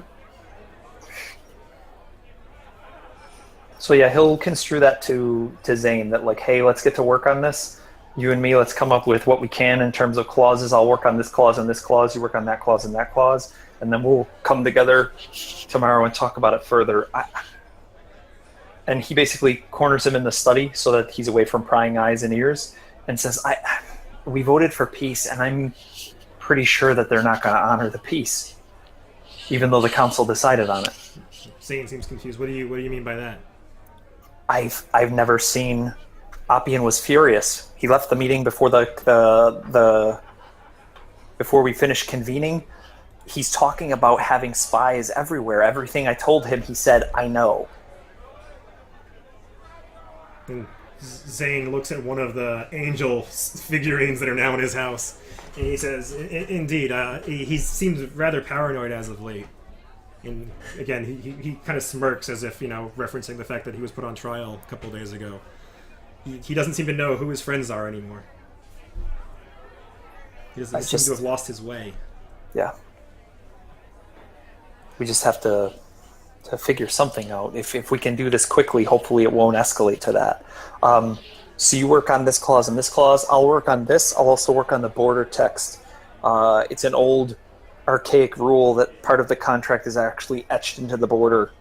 I've been researching it for another endeavor. But I'll work on that, and let's come together tomorrow and talk about it further. Do you think you can spare the time? He says, certainly.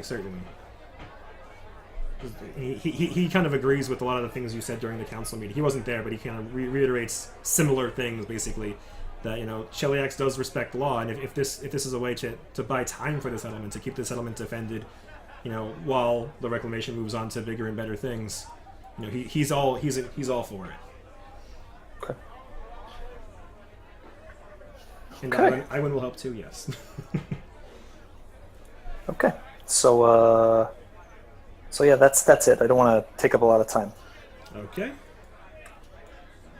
So, as you suspected, Oppian is totally going to do that anyway. Because he's crazy at this point.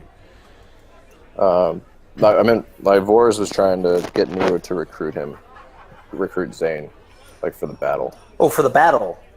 Yeah. Oh, so I guess he could float that I'm going to the camp to work on this. If you wanted to work in tandem, we could do that there.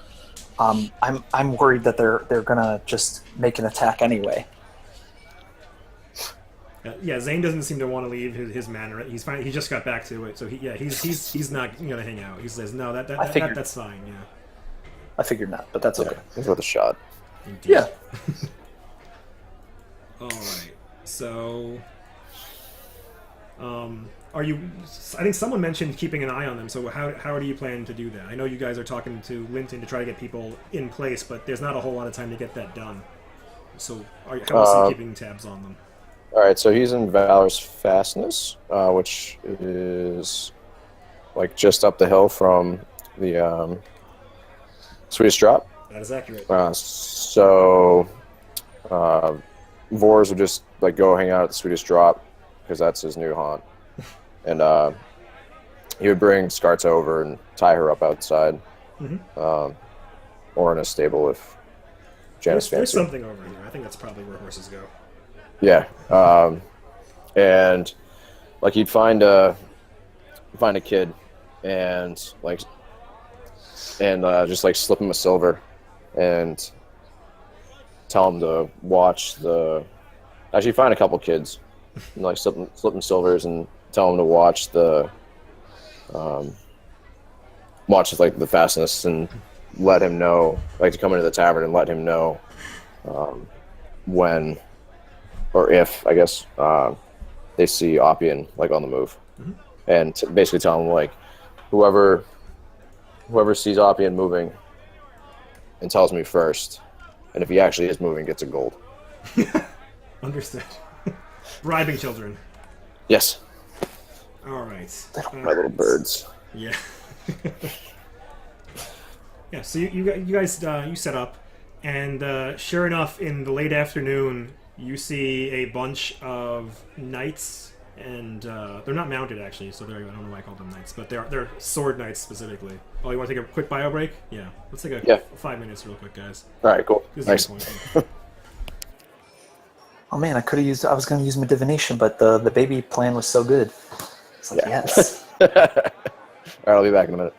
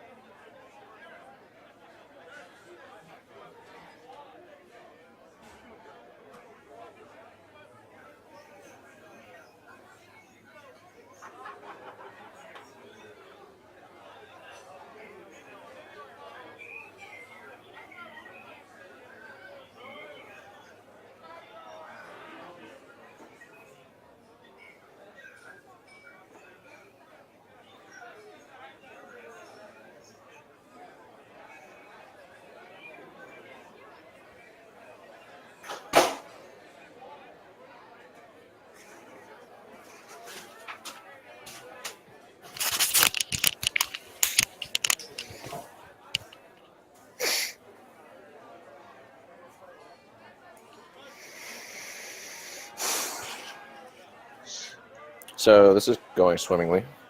It's going very interestingly.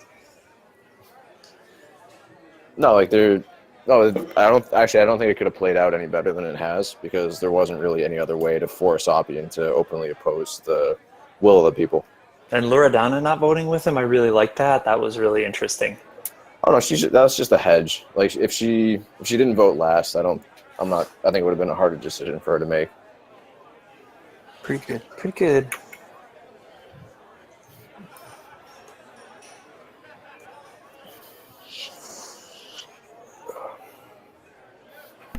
I'm gonna start on Red Bull number 3. Woo! Yeah. So, Joe, can we assume that Nero made the presentation of the offering of peace with the Hell Knight plate? What do you mean made the offering? To, like, when I come to the camp. His plan is to go to the camp and wait there. Oh, you're going to the camp, like, immediately? Yes. You would have had to ask Zane for the armor. Ah. So, make a diplomacy check. Sure. Zane. You've explained the whole situation to him. Where am I? I'm on the town of Kentaria, right? Yep, you're still here.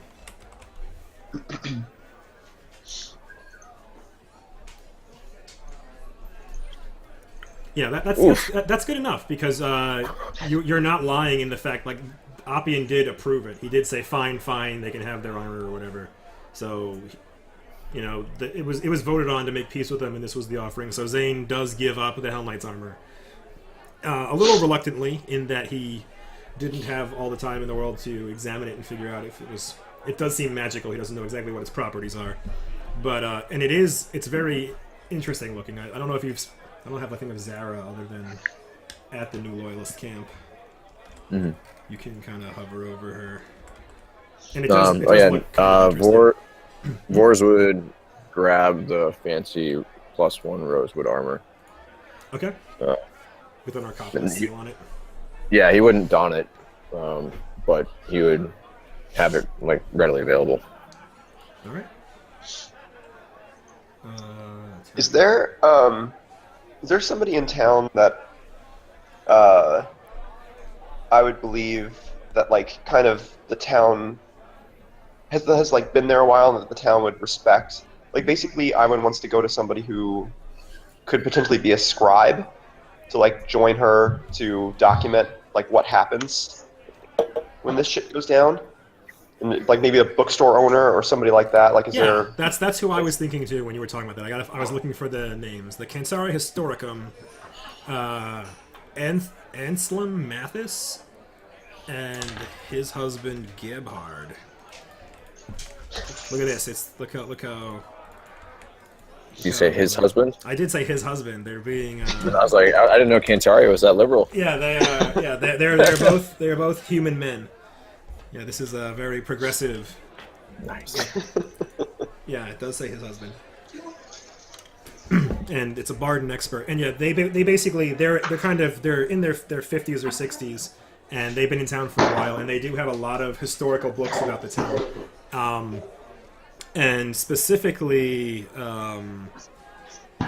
Anselm would be interested in accompanying you. His husband Gebhard is kind of a little frailer than his other husband.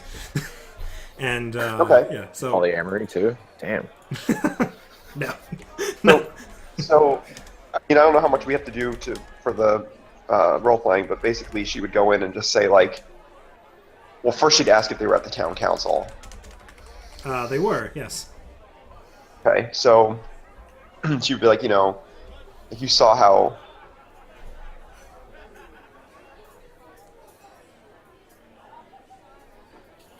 He's like, So, did I? You liked it. Okay. Am I back though? Yes. All right. So sorry how he stormed out, and, like, we've seen before when he makes these unilateral decisions and, like, goes off and does something. I just know that he's gonna, like, go to that camp and assault those people. We're gonna, you know, go, like, basically try to honor the peace agreement that Nero's gonna try to broker.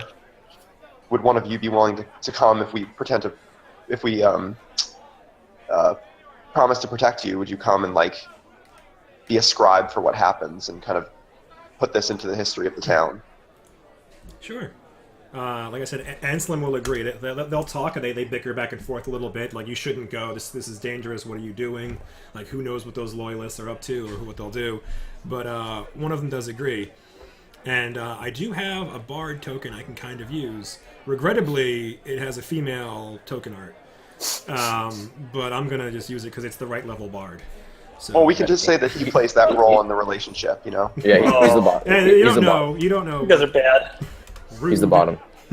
He could be a power bottom, dude. You don't know. Yeah, but yeah, so but it is the right level bard. So if it comes down to him getting hit or attacking, he'll have stats that make sense. But yeah, he does agree to accompany you in your adventure. So Nero went early. Vorus is hanging out at the Swedish Drop Tavern. Yeah, Vor's like if Vor's knew that Nero was going out there, he'd tell him to ready the men as soon as he hears a screeching bolt. I plan on having everyone ready. Okay. So Iwin, so you're going to the bookstore, and then what's your plan for the rest of the day? Are you leaving immediately? Are you trying to go with Nero? Or are you going on your own, waiting for Vor's? No, she would wait for Vors, and I think in the meantime she would ask the... No? Vors would encourage her. No, because like as soon as like they're on the march, like Vors is gonna hop on Scarta and fucking hightail it out of there, and he can't have little gnome steps slowing him down. Well, she's ridden on the saddle before. She's done that on occasion. Yeah, but now we'll have like a 50-year-old with us too. All right. Also Yeah. true. So she'll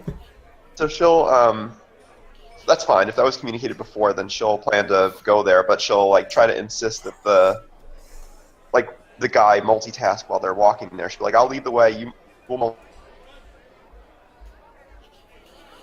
Uh-oh. Did I sync out? Did I go out again? Yes, you did. I think it's remarkable that my hotel Wi-Fi is better than yours. Let me just. So basically, she'll say that she'll lead the way. Like, you don't have to pay much attention. Just like document what happened at the town council meeting today. Make sure to reflect like what Oppian did. Like it's like really a big deal to her that the record reflect all of the crap he was pulling. Yeah, he And nods. like I'll make sure. Okay, and in the meantime, I'm going to restart my computer because I'm clearly having some problems. I'll be right back. Joe, do you want me to heal some loyalists while we got a minute? Sure. You can hop over to that map. Did you do the thing right? Does not appear to be correct. Doesn't seem like it's It's not MD. no. It's Is it the enhance. I just Enhance. said it for you. Yeah. Oh, enhance. Okay, It's like the thank you. magical enhancement bonus or whatever it's called. So I will. Oh, okay, cool. MD is like it's a maximum dexterity bonus. Like if it's special armor that lets your dex be higher. Oh, okay. All right, so so Nero, Iwin, and that guy Anselm all head up. So I'll drop you on the loyalist camp first, and there you go on that map. Step to grid. All right. Oh, so Jen is a bard then. Assuming you use the same tokens for No. multiple bards. Jan is a bard. Janet is a bard, but this is not her. This is one from one Yeah, of no, our Tempest adventures. I guess that this is my generic female bard icon. I guess people have used it a couple times. Yeah. So you guys do get there. Nero, you arrive, and Iwin and Enslimer are in tow shortly after. And Nero is basically going to tell people. What do you tell the troops? He tells the troops that he's brokered a peace, but he's pretty sure that Oppian is going to break it. And he launches into some like high-winded stuff and like about stuff that he's been drawing together in like some crazy diagram. And then he like starts to think the better of it and explains like we just have to be prepared. Show me to the wounded. Okay. So Zara comes up to you, and Bob, You're kind of in charge here. Zara walks up Finally. as if to talk to Nero and say, "Hey, you're the wounded," but you're basically in charge here. So what would you do? I'm sorry, repeat that one more time. Nero came by. He's basically explained that the peace has been brokered and the council voted to agree to it, but that Appian was probably going to ignore the decision of the council. It seems like they're probably going to come and that you guys should be ready for a battle. And he has asked, hey, where are the wounded? Bring me to the wounded. And Zara walked up as if going to grab him and drag him to the wounded, but you're in charge here too. So what would you do with Nero? I mean, Zara can grab him. We'll just walk over to where the people are injured up on the top left. Oh, yeah, he's right. Yeah, you would have healed like that. Yeah. So so you're bringing him up there too. Okay. So maybe I'll heal a bit. And this guy heals an extra one. All right. Yeah. So you bring him over to the wounded, and Zara and Bob both walk you over. And most of the people are fighting Trim at this point, but there's still a bunch of people who are banged up. And the spore-dominated loyalists, all of their the spores are gone. All of their constitution damage from the spores is gone. They still have those horrible pockmarks, and they are much more trained fighters. Like the other loyalists that you see around, the ones that you freed from the camp, they were kind of lower level ones. And the ones that has managed to escape out to the forest in the beginning, instead of the ones that were in the prison, they're actually much better fighters. So yeah, let's see. That's a lot of hit points. Some good rolling. Yeah. There's one more that's damaged, if you can spare it. Sure. Damn, boy. Yahtzee, son. All right, yeah, so there you go. Everybody is pretty good. So, and they look to Bob mostly. I think there's a couple of Zara loyalists, too, here. But the 3 of them are Bob's. So they look to you, Bob, and ask, where should they be? Like, where should we set up? Now, the last time I was asked about a position, I was wrong. What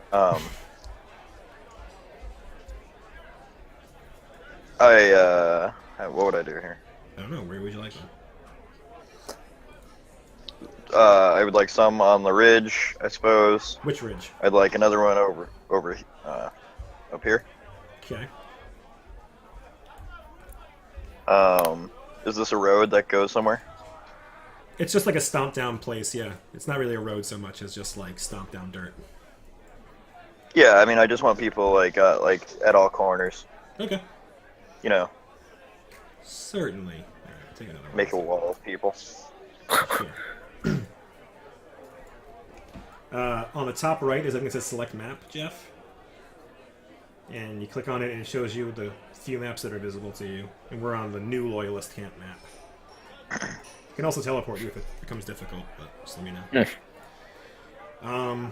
So while that's going on, going back to the town of Cantari map. So they do that. So Nero goes up first, and Iwan takes some time to go talk to the people at the Historicum and get the scribe on board. And basically, as they're walking up, as he said before, the scribe begins writing down what happened at the council meeting, just getting a solid record of what went on, because it's going to matter. And Vors is there. One other thing, I would also insist, let's go back even just a little bit further to say what Appian did to Zane and the whole trial and everything too. She's basically trying to get the historian to document all of these blunders that Appian did. Understood, and he does so. He was also there for the trial, so he has a bunch of information about that as well. So he will document all that. And yeah, so Vors, you're just hanging out at the Swedish Strap Tavern, just kind of sweet talking Jana as things begin to pick up after lunch. And sure enough, one of the kids runs in and says they're on the move. Something's happening. I see a lot of commotion in the courtyard. Have they left yet? He says they're about to leave. I think they're opening the gates now. And he looks eagerly as if he is expecting something. Well, let's go look, son. He grabs you by the hand and almost drags you out the door. And sure enough, right when you look outside, you can see there's a clear shot to the gate, and the big gate of the fastness is open, and you see again none of them are mounted, but you see a bunch of well-armored people and a bunch of other just militia volunteers walking through, And you estimate it to be about how many people? Let me see. Do I have that written down? I thought I did. You estimate it to be like 20 or so people. Okay. And they're leaving the fastness, and they're heading just straight out. They're basically just going straight to the west. Okay.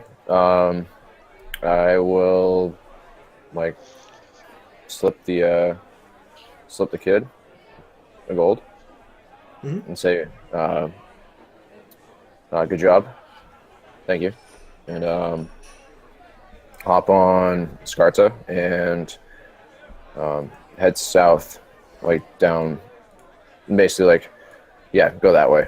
Yeah, just go Exactly. so they don't see you, basically. Yeah, sure. Yep. You eventually have to head and- north, but you can get away from the people. Yeah. Yep. And as I was passing by the smithy, I would just walk through and then, or like, yeah, ride like Scarta through like calmly and just say, Brexter, follow me. Okay. Is he just like- following you, or is he jumping on your shoulder or something? No, like I said, Brexter, follow me, stay hidden. Okay. And then once the, yeah, because he has invisibility or something, right? Or maybe.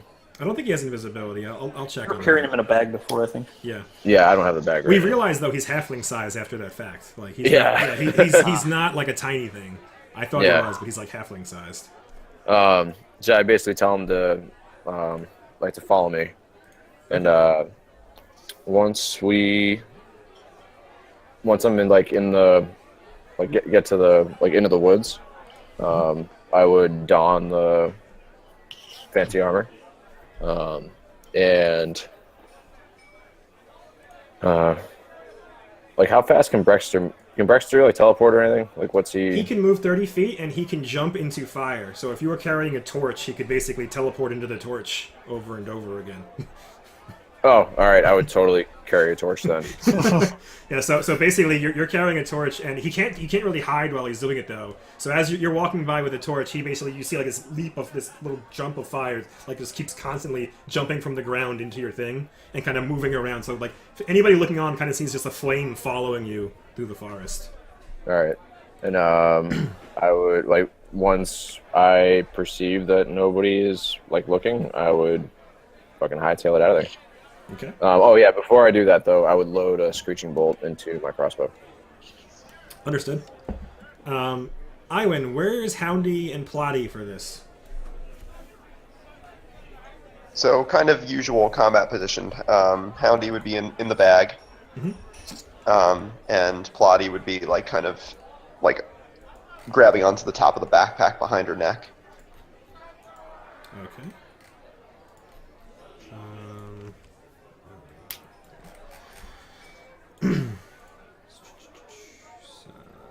So I got all those. Okay. So everybody's coming. Yeah. Alright. So you are much faster than the Glorious Reclamation people. Mm-hmm. So I will move everybody. So yeah, basically, I wouldn't necessarily go into their camp, but like I would know, Sure.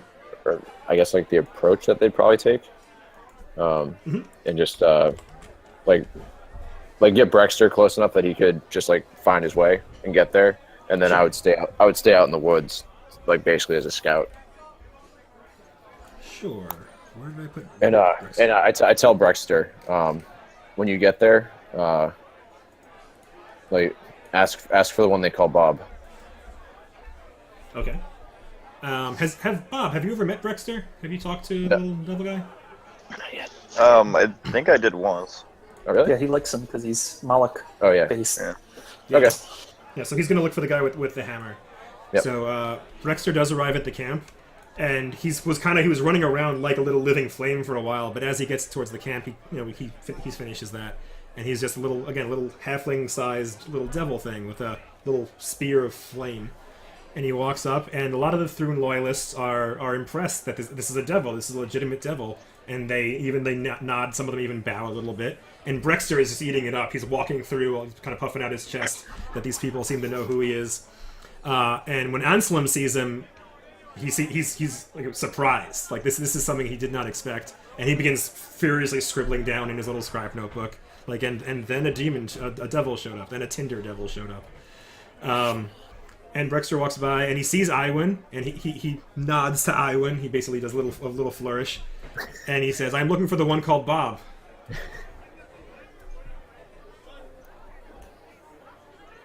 Iwin, that's you. He's hard to miss.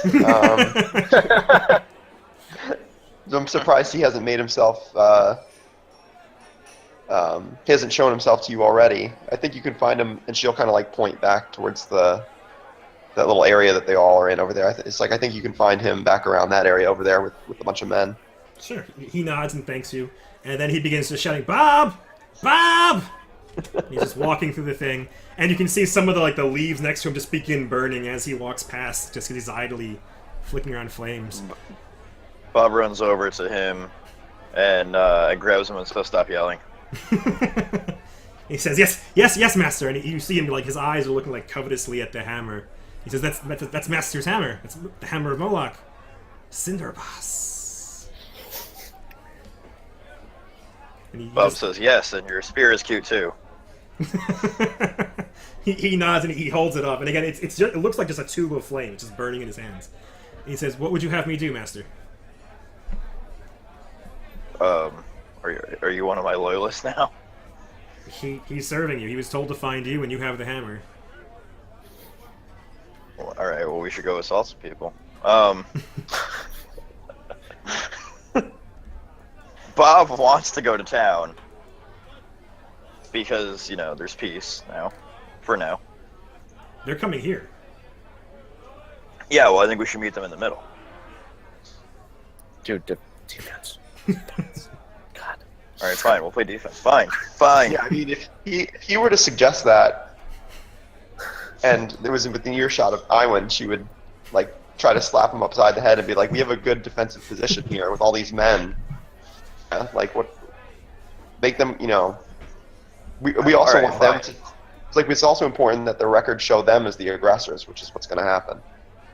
All right. Fine. Just don't burn the camp down. It's an important note. It's truly an important note. Don't burn the camp down. Don't burn any. Don't burn the cart. Just sit tight until they get here. Okay. All right. So he's going to follow you around, and he's going to be very careful not to burn things down. Everybody else, position yourselves where you'd kind of like to be. The scribe's going to be following Iwin around.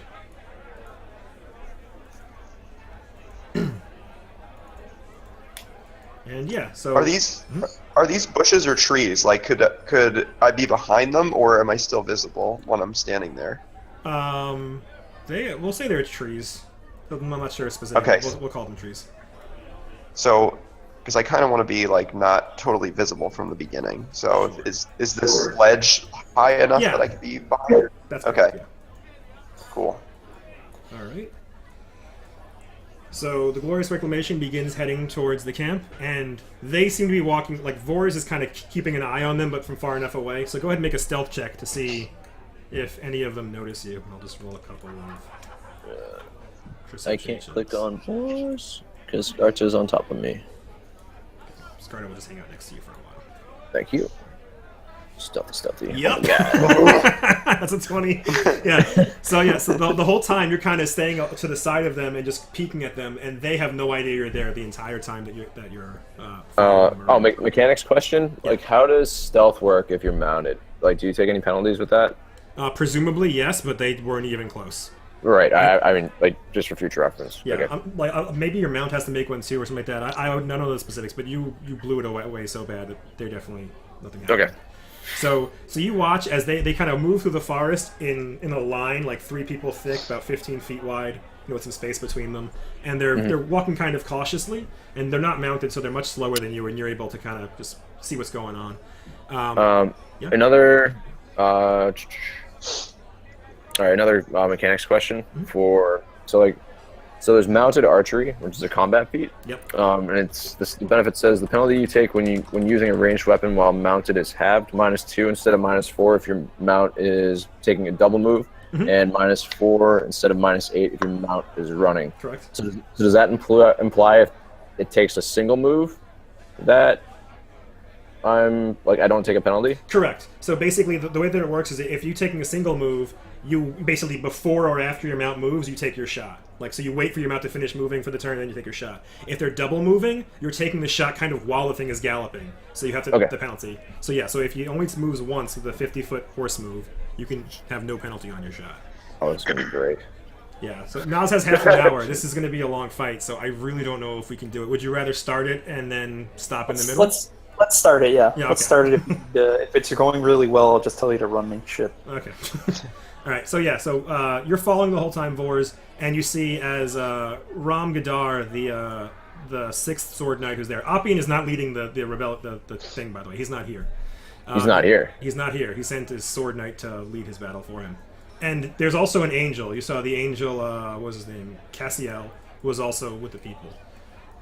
So they're all going, and you see they're walking straight towards the camp. They seem to know exactly where the new camp is. They're not heading towards the old camp.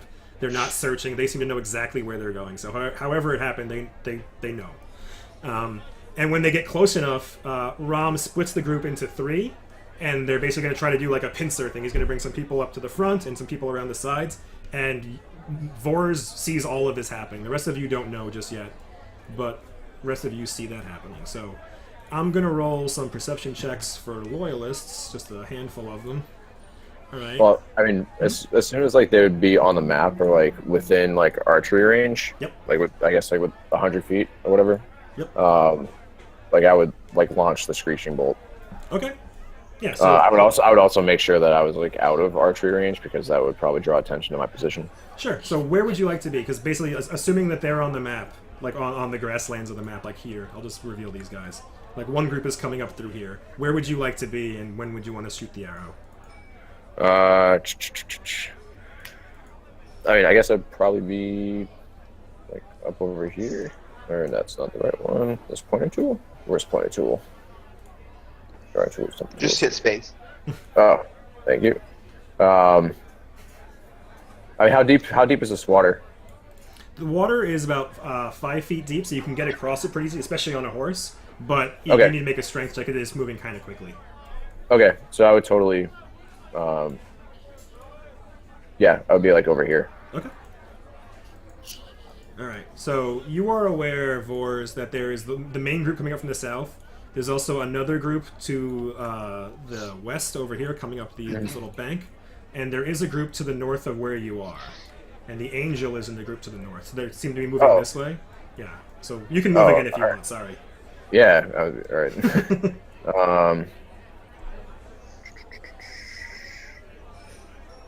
Okay. Actually, that. God damn it. Sucks. So yeah, I would probably be over here then. Okay, that's fine. Yeah. And I wouldn't shoot the screeching bolt. I would just yell, "Ready the men." Sure. Alright, so left. Right. Sergeant Sheen is on the right. Yes, alright. Right. So I'm basically going to roll initiative for each group and just do that all at once instead of having, all of them. So there we go. And there's a lot of freaking loyalists. This is going to be a long, huge fight. So, Nero, Bob. I'll just do all the loyalists at once. Brexter. Where's Iwan? Did I get Iwan in there? I don't think I did. No, she's over there. I'll do all of Iwan's minions on Iwan's turn. The angel should be separate. Alright. So, Vors, you fire off your screaming bolt. They're basically getting close enough for you to be concerned. I said I didn't. Oh, you didn't? Okay, well then it's your turn. No. Yeah. Just a good signal, that's all. That was going to be the signal, but based on how they approached, I wasn't going to be in between two groups and be flanked. So I would have been over here. Okay. Where I am now. So, So I would just yell, "Ready the men," and I guess I get like triple pop now, right? Because I got many shot. Yeah, you know and where rapid everybody shot. is too. Like you saw them coming in, and that they were not especially stealthy either. What is this? So that's 45. All right, so I would. So we got, what's this guy? Why can't I hover? There we go. Squire, sergeant, militia volunteer. For the sake of, yeah, I'm just gonna unload on the sergeant. All right.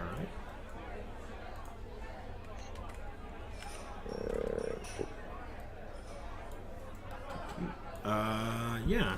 So that's two. You get a third shot somehow, or what? Yeah. Wait, was that? I don't know how this is working. So that's my many shot, and then I have rapid shot on top of that. Right? How does this work? Many shot is just your first arrow gets more damage if it hits. Rapid shot is you take a second shot at your best bonus, but you have a -2 on all of them. So you do roll both like this. This is how you do it. And you have a -2, so you get a 19, a 5, and a 21. So the 19 and the 21 both hit, and the first one does extra damage. Just the dice, right, Naz? Not the. It's the whole bonus, the whole thing. Okay, so then roll 1d8 plus 8 again. Oops. Can I just do? What was it? Sorry, it's Mac things. Should I just like hit my, like just roll the bow again to get the damage off of it? Sure, you can do that again. Sure. So 17. Okay. In the future, I guess we could use the second lesser damage roll.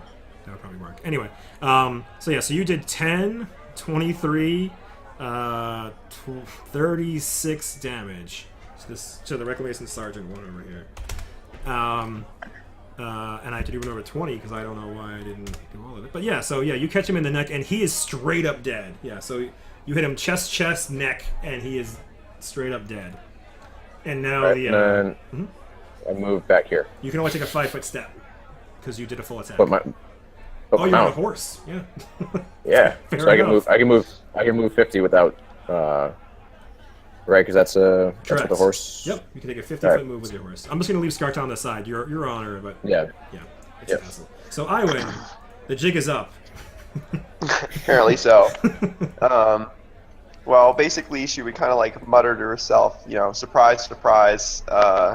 We knew Oppian was going to try to take matters into his own hands. Can I do arcane reservoir skill and start casting a spell on the same turn? I don't know. I don't know how Arcane Reservoir stuff. Does it say it's an action? Let me see. I haven't actually done this in so long that I kind of forget. What are you doing? I want to put up her Twilight Barrier and then get a True Strike cast, if possible. I think most of the exploits. It says expend a point as a free action whenever she casts a spell. Nope, that's not the same thing. Yeah, that's the caster level bonus. I bet on it being a standard action though. Okay. Yeah, a lot of the exploits or whatever are. So yeah, sorry. So that's fine. So she'll throw up her barrier. All right, you can move if you like. And then Cassiel the Angel goes, and he's basically he's singing a song to bolster the troops nearby him, and he floats above the water over here. All right, Bob, the Zoob. Can I yell out something? Sure. He would yell, or Boris would yell to Bob, take down the Angel, east to the northeast. Alright. Bob will yell at his little friend too. Get the angel. Alright. Okay, so Bob's going to move. I assume. Can I traverse this wall here or no? Nope, that's really high. You gotta make a climb check to get hold up it on. if you want. This way is closer. Okay. Alright, here I am.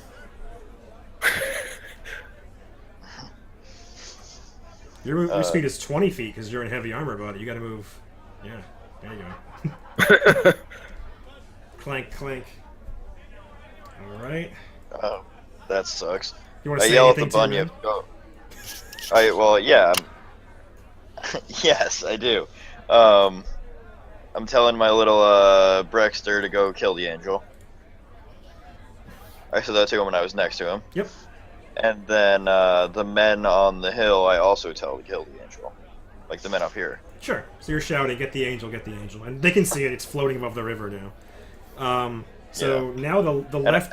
And I yell at the bunyip to take out the militia volunteers standing on the It shore. doesn't understand your words, man. It's an animal. I just point in that direction and say food. So the left Glorious Reclamation group, seeing that their sergeant has been murdered in the first seconds of battle, they charge forward. So they're going to try to move up this way. And they hit a rough patch of terrain. So they get to there, and they're just going to double move. They're basically trying to close the distance on the Loyalists, and they're able to close the distance but not attack. So they get into the rough terrain there.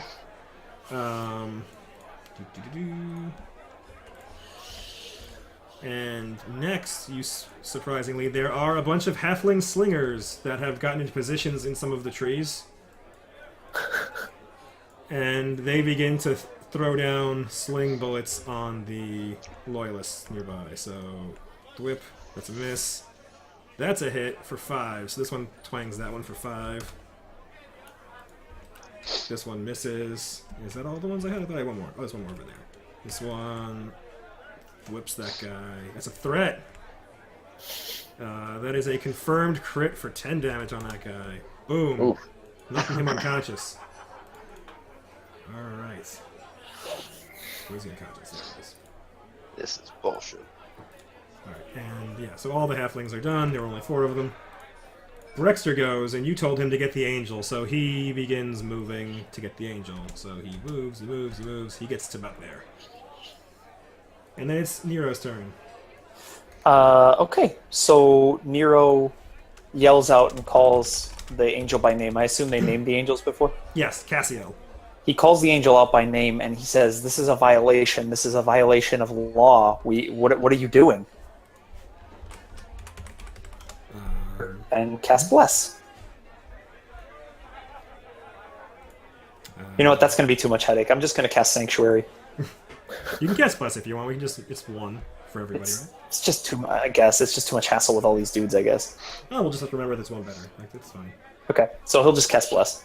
I'll set up a splotch right here so we know. Yeah, sure. Cassiel doesn't respond to you, but Nero would know, and most people that know what the angels are will know. Unlike Archons, they are not lawful. They're neutral good. So they're a little more flexible on the law than devils or Archons are. They do what is good, what they believe to be good. So the center group goes, and they are all going to move. Or is anyone slow in this group? Yeah, they are slow. So they're just going to triple move and get to here. They get to the water, and are basically getting ready to go in, but do not get the chance to yet. And the right group with Sergeant Sheen. Sergeant Sheen, they begin to try to cross this water, and they can get past it if they can make decent rolls. So I'm just going to roll a couple d20s. Pop, pop, pop. Yeah, so the militia volunteers have trouble in the water, and they actually slip. This one falls down the thing and takes some damage. The bunyip's gonna get him. That one takes 3 damage. This one catches himself on the rock if he makes a reflex save.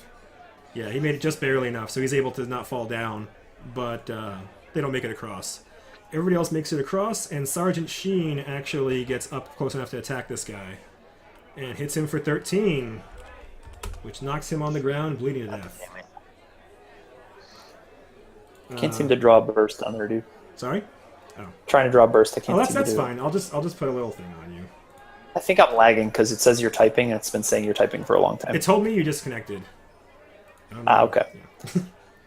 Yeah. So That would explain.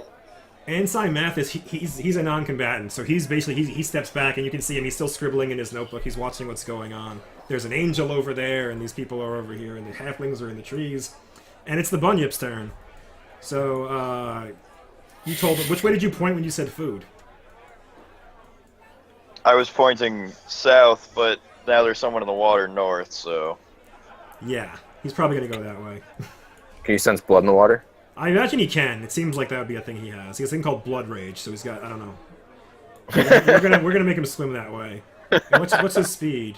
Its speed says 10, but he's got to be faster at swimming, so he'll get to there. He's gonna be there next turn.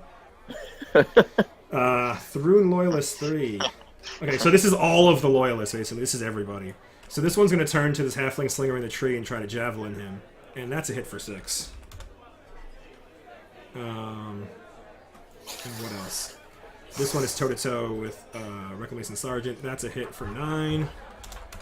Lots of fighting going on. This Thrune Loyalist is also going to try to hit that guy. It's the +1 that Oz has to hit or to damage. To hit. To hit. Alright, so that's those ones. This guy is also going to try to javelin that halfling, because that's the one he can close. Nope. This guy sees that these people are coming in from over here, and he's going to run to try to back up the people in the main area. So he's just going to double move and get to there. Alright, this guy's unconscious. Where are my other loyalists? There's 2 up here. No one appears to be coming from the north, so these loyalists are going to be moving down to where they hear the action coming from.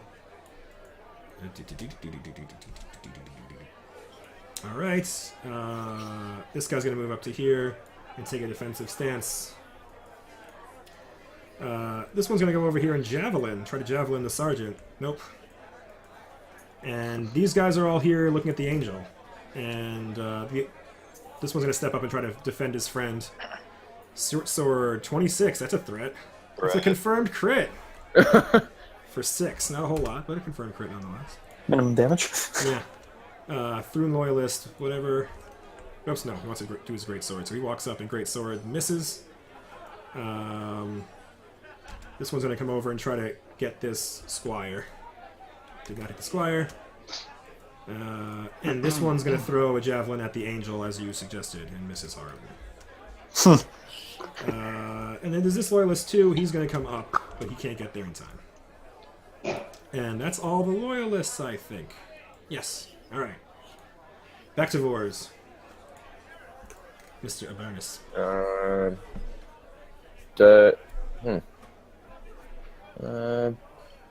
For alcohol, does that damage Mr. Sheen's like any of his like abilities or like stats? Just a question because I got him pretty liquored up last night. He's hungover. Yeah, that's actually a good point. I'll look that up. Okay. But yeah, I'll have it ready for his next turn. So I see Rom Gadar. And what's that distance? I can hit him right now. Yeah, I was going to say Is that 100 feet. Yeah, it's a clear shot, right? Joe, would you consider that to be yeah, a sorry. clear shot? I'm gonna go with -2 on all his checks. So a clear shot for... yeah, that's actually threading the needle between 3 different trees, but yes. Okay.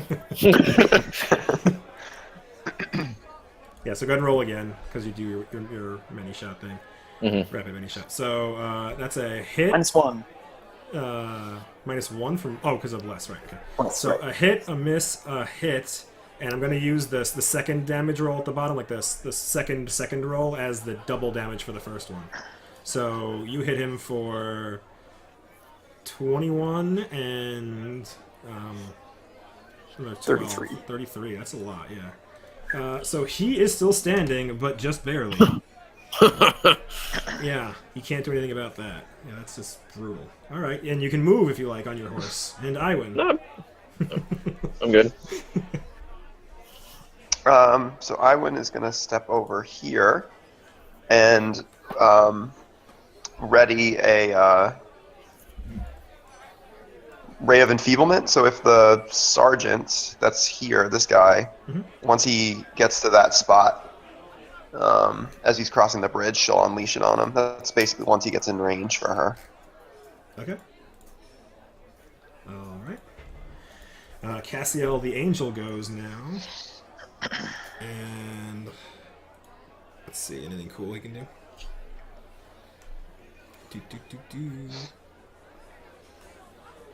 No, he's just gonna blast something. So yeah, so he's looking around and seeing what's doing well with him. Does he see Brexter? That's a great question. Brexter's a devil. He doesn't like devils. So, does he see Brexter? Oh, he sees Brexter. And Brexter's in range? Brexter's in range. So, he turns and he begins singing. And to everybody else, it sounds like a normal song, but to Brexter, it sounds like deafening, violent noise. And, yeah, so it hits for 9 sonic damage. And Brexter needs to make a fortitude save. Brexter has gone deaf. Permanently. For 1d4 minutes. Jesus. 3 minutes. Yeah. Brexter has gone deaf. And Cassiel finishes flying around. And he's also in the... That was all in the middle of a regular song he's been singing to bolster his allies. Bob, the zoo. You watched an angel scream at your devil friend. I'm coming. Yeah, you're really slow, huh? If you go in a straight line, you can run 3 times your speed, but you can't attack at the end. No, we're good. All right, so yeah, so you're on your friend. I'll move your friend because he's unconscious. Did you want a triple move or no? No. Okay. And we're back to the left group of Glorious Reclamation soldiers. So they're getting trounced. This first guy in front, he is a paladin. Yeah, so he was going to first heal himself with Lay on Hands for 2 damage for free. Hooray! And he is going to hack at Loyalist 11. And that is a miss. Both of these militia volunteers, this one's going to step back, and they're going to poke at him with Guisarms, trying to drop the one that the paladin is attacking. And those are both misses. And that's the left group. Guisarm. The halfling slingers go, and this one's in the tree, and that's good enough. He's far enough away that he's going to try to sling the guy in front of him. And he does. He hits him for 3. Thwap. And that guy is still standing, but just barely. This guy's going to hit the Loyalist 3 next to him. That's a miss. This one is going to aim at Loyalist 2. That's a miss. And this one's going to aim at Loyalist 7. And that is a hit for 4. So they're plinking away. They don't have point-blank shot, do they? They do have point-blank shot. So, yeah. So that one actually... This guy actually does fall unconscious now with the point-blank shot. So, gunk. Alright. And Brexter goes. Brexter is deaf. And he begins shouting, like, he doesn't even know how loud he's going. He's like, Master, Master, I can't hear! Do you say anything to the devil that can't hear you?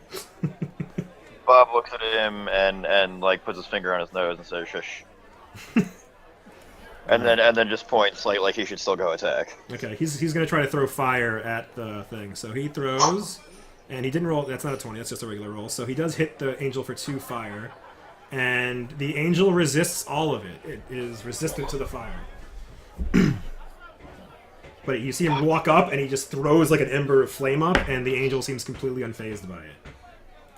And then Nero goes.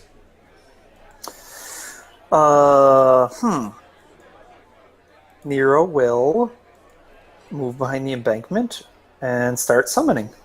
Ooh. What level summon spell are you using? 3. Okay. The center group goes, and Ram Gadar calls out for healing, and you watch as both of the squires behind him basically walk up to heal him. And they only have first level spells, I'm pretty sure. Let me double check that. Yes. So both, they don't even have spells. They're paladins, so they have to use this. They heal him with Lay on Hands for 7. And he will heal himself for 15. More. Yeah. And then he's going to trudge in, but that's all he can do. So he heals himself. He called out for healing from his allies, and he trudges in. And the squires are both stuck there because they had to do that this turn. But this militia volunteer runs up and is going to poke at the guy trying to defend himself, and misses horribly. And this guy moves. Can we? Yes, sir. Can we say that since he stepped into the spot that I was readying the thing for, that I'll shoot it off at him? Sure. Because he would be an equally appealing target. Sure. A 13 touch attack. That is enough, yes. So -7 strength. Okay. You can make a fort save to try to have it. 19. Sure. Let's see how well she does. Oh, snap. Okay. So only a That's -3? it's the center, the guy. This guy. Gaydar. Oh, Gaydar. Ram. Fair enough. Yes. Okay. Yeah, you got it. Still makes it. So, So it takes 3. And -3 does strength. does bless apply to the fort save? No. It doesn't make your DCs Okay. go higher. It's just a hit, and your morale saves against fear effects. And then the sergeant. Oh, there's more of these militia volunteers, but they can't get across the bridge, pretty much. But this sergeant can if he walks through his friends, if he's willing to take a shot. So he's going to. He's going to go like this. And, oh, that guy's taking total defense and doesn't threaten. So yeah, he'll just get across the thing, and he'll slice at that guy. That's a threat. That is not a crit. That is a crit. Oh no, not with a defense, it's not. Okay, so 4. So he clangs on his shield, but manages to slice the blade straight through. Sergeant Sheen on the right. Seeing Bob El-Zub clank up to him, he's gonna... Let's see, I'm gonna see what happens. He decides, yeah, he's gonna fight Bob El-Zub. He tells his squires to engage the people nearby, and he walks straight into the flank to fight you, Bob El-Zub. And he hits you for 7. Wait, what about the minuses and stuff? Oh yeah, he's drunk. Never mind. He doesn't hit you. He has a -2 to everything because he's hungover. We'll call it a -1. He's not drunk. But as he said, the squires run up, and they are going to. They're gonna charge. Yeah. Miss. This one's already toe-to-toe with this guy, so he's going to just slice life out of him. No, man, really bad. Miss. And Militia Volunteer 3 is going to try to get across the river again. And he doesn't fall, but only advances very slowly. And Militia Volunteer 2 has already fallen down, so he begins swimming this way. And I doubt he's a good swimmer. Wow, that's pretty okay. So he can move half his speed, so he gets to there. Swim that way. That's a good idea. Well, that's the only way he can swim. He's basically coming to get to here is his plan. Get him, Bunyip. And that's all they got. So Anselm, I'm going to take him off initiative because he's not fighting. Unless he gets attacked and has to. Bunyip, number 1, is headed towards this guy, and he can get there, so he's going to charge. He's starving, and he does charge. And the bite is a 15, and that hits because he's swimming. So he hits for 9. And so now this guy is freaking out because he's trying to swim with his greased arm in his hands, and he walks up, and this horrible seal shark walks up and takes a chunk out of his leg. Thrune Loyalist 3, so this is all of the Thrune Loyalists. This guy grabs a second javelin, tries to hit the halfling, but that's a miss. This guy also javelins the halfling, that's a miss. That guy's unconscious. This guy tries to hit the paladin in front of him. That is a hit. I guess he has to back up to do it, but whatever. He hits him for 10. And that guy is... I'm just marking as dead. More loyalists. Where are my other loyalists? One's over here. This guy's going to run in and charge the sergeants. That's a hit for 7. This guy, number 2, is going to 5-foot step in and try to hit the sergeant because there's a... Well, it's not a flank. I guess he's defending. Misses. This guy's defense comes down, and now they're fighting. So he's going to go into the flank. That's a hit on that guy for 5. Is Zara in the initiative round? No! List? Where is Zara? Up with Bob. Oh, man. Yeah, Zara. She'll get 2 turns. When it's her turn. Yeah, she should have been stomping stuff. Anyway, more loyalists before that's done. This is good. This guy is going to try to javelin the militia volunteer on the bridge. Misses horribly. And then there's a bunch up here. So that one's out of the way. This one fights the paladin in front of it. That's a miss. This one turns to fight the guy fighting Sergeant Sheen! Fight Sergeant Sheen! And that is a hit with the flank for 13. Sergeant Sheen is not happy about that. And then this one moves up and they both try to fight... Oh, Longspear can stay where he is. They're fighting this paladin. 21 for 10. That's a hit. And this guy next to him also has to back up. But that is a miss. That's all of them? No, there's this one over here too. Moving. Can't get clear away, so he's going to move to there, we'll say. That guy didn't go yet? Okay. What kind Why of wouldn't weapon? he just attack? What's that? Why wouldn't that guy just attack the sergeant? Which guy? The guy who just It don't matter. It don't matter, man. whatever. Oh, I guess you're right. Yeah, he can move to here and attack Sergeant. Cacao! That is a miss. Clangs against his shield. He has And a now... +1. Nope, he needs a +2 to hit him. So this guy's going to walk up and try to get in front of the guys with the spears to fight the paladin here. Oh, that's a hit. That's a threat. That is not a confirmed crit, but he does hit for 7.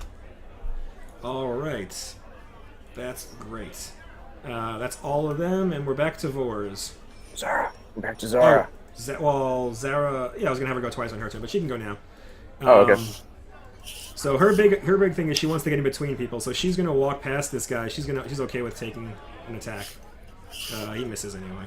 So she moves into a flank and she begins to hit Sergeant Sheen. Only with the first one. An 18 is a hit for 8. Sergeant Sheen is still standing but barely. I win. Oh, sorry, Vors goes. Gadar. Yeah. Yeah. Go ahead. He just healed himself up and he moved into combat, but you don't care about that because you've got that feat. Kapow! Oh, that's a 20. Go ahead and first off roll your second shot and then roll to confirm. So roll that and then roll it a third time. Alright, so the 18 does confirm. So that's triple damage. So He's down on the first hit. yeah, so how does that work with does it double all of the damages? Yeah. No, for many shot, you mean? yeah, I like think the many shot I'm pretty sure gets doubled, or does it say explicitly not? Critical hit damage only once for the attack. Apply precision-based damage and critical hit damage only once for this attack. Damage bonuses from using a composite bow, as do other strength damage bonuses, stack. So yes, it does double? So it will triple like an arrow, but only the first arrow. So it's like he's gonna do quadruple damage. Got it. Okay, understood. So yeah, so I'll use 4 of those ones then. So okay, so that's 16, 12, and 14, so that's 30. It's 42 damage with the first arrow alone. So you do that, and he collapses. That first one, you load up 2 at once, and you knock it back and let go, and both of them slam right into his neck, and he just collapses dead on the bridge. And you can use your second shot at somebody else, so who would you want to shoot after that? Sarge. Yeah, so the sergeant in between those guys. So you got a 29 for 16, which does hit. And he is bleeding to death on the ground. Nice. At what point are they so demoralized that they retreat? Eventually. Soon enough, it seems. I win. So I win. Let me just check. I'm going to cast a spell so I can just remember what this does, because I haven't actually ever cast it yet. But just let me remind myself. Okay, so 10 foot by 10 foot. Yeah. So there's going to be a pit on this bridge. Brutal. Yeah. So just the whole bridge, basically. Yeah, I'm trying to debate. Like, basically, what I want to try to do is just like get rid of the bridge so they just like kind of fall into the water. That's not how the pit works. It's actually an extra dimensional space. Oh, okay. Well, that works too. So Yeah. if that's the case, then let's get these 3 guys over here. Wait. What? Like, would the pit fill with water and drown them? I was wondering what was going on, and I'm erasing the thing Nozdru. I was like, why is my eraser tool not working? Okay, anyway. Yeah. So yes, depending on where it is, it would start filling with water, yes. Yeah. So I want it like to get those. It's a 10 by 10, so Sure. those 3 Yeah, guys gotcha. basically. Yeah.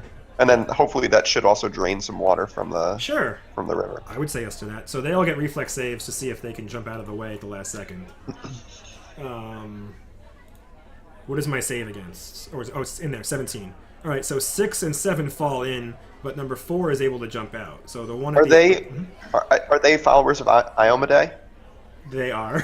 Then it's a +1, and then they all fall. So they all fall in. So one of them almost gets its bearings, but you see as like he goes to move forward, and you can see that he just like falls down right at the edge. and they all fall prone in this hole, which is now filling with water. How deep is the hole? 30 feet? 30 feet. Yeah. Yeah, so they take 2d6 damage. So they all... It has a climb DC of 25, just so you know, as they try to get out. Understood. So they all take 6 damage as they fall to the bottom, and they land prone at the bottom. And water is now dumping on them. Will they drown? They will probably be able to swim out as long as they don't fail their swim saves.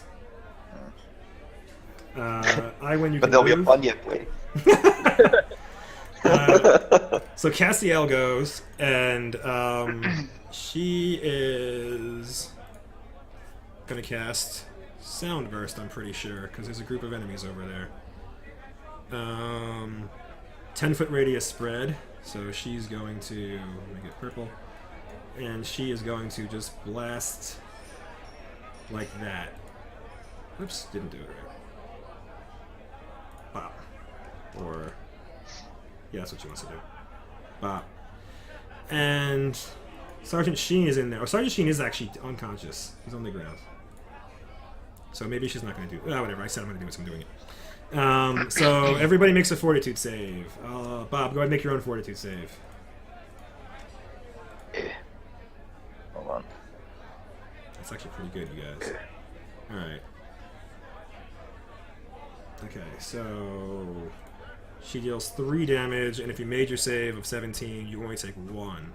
Alright, so... Oh, wait, no, the damage is a straight, so everybody takes 3. And if you fail your fortitude save, you're stunned. So let me do the 3 damages. And, who failed this? So, Zara failed, 9 failed, and 1 failed. 1, 9, and Zara are all stunned for 1 round. I don't know what stunned is, so I'm just going to put 1. Just going to put they're all stunned for rounds. Alright, so Cassiel does that. Boom of sound happens and then vanishes immediately. And Bob, it's your turn. This angel's really Bob. annoying. Yeah, Bob's coming up here. Bob's gonna smite this angel. The angel's flying. Fuck. Sorry.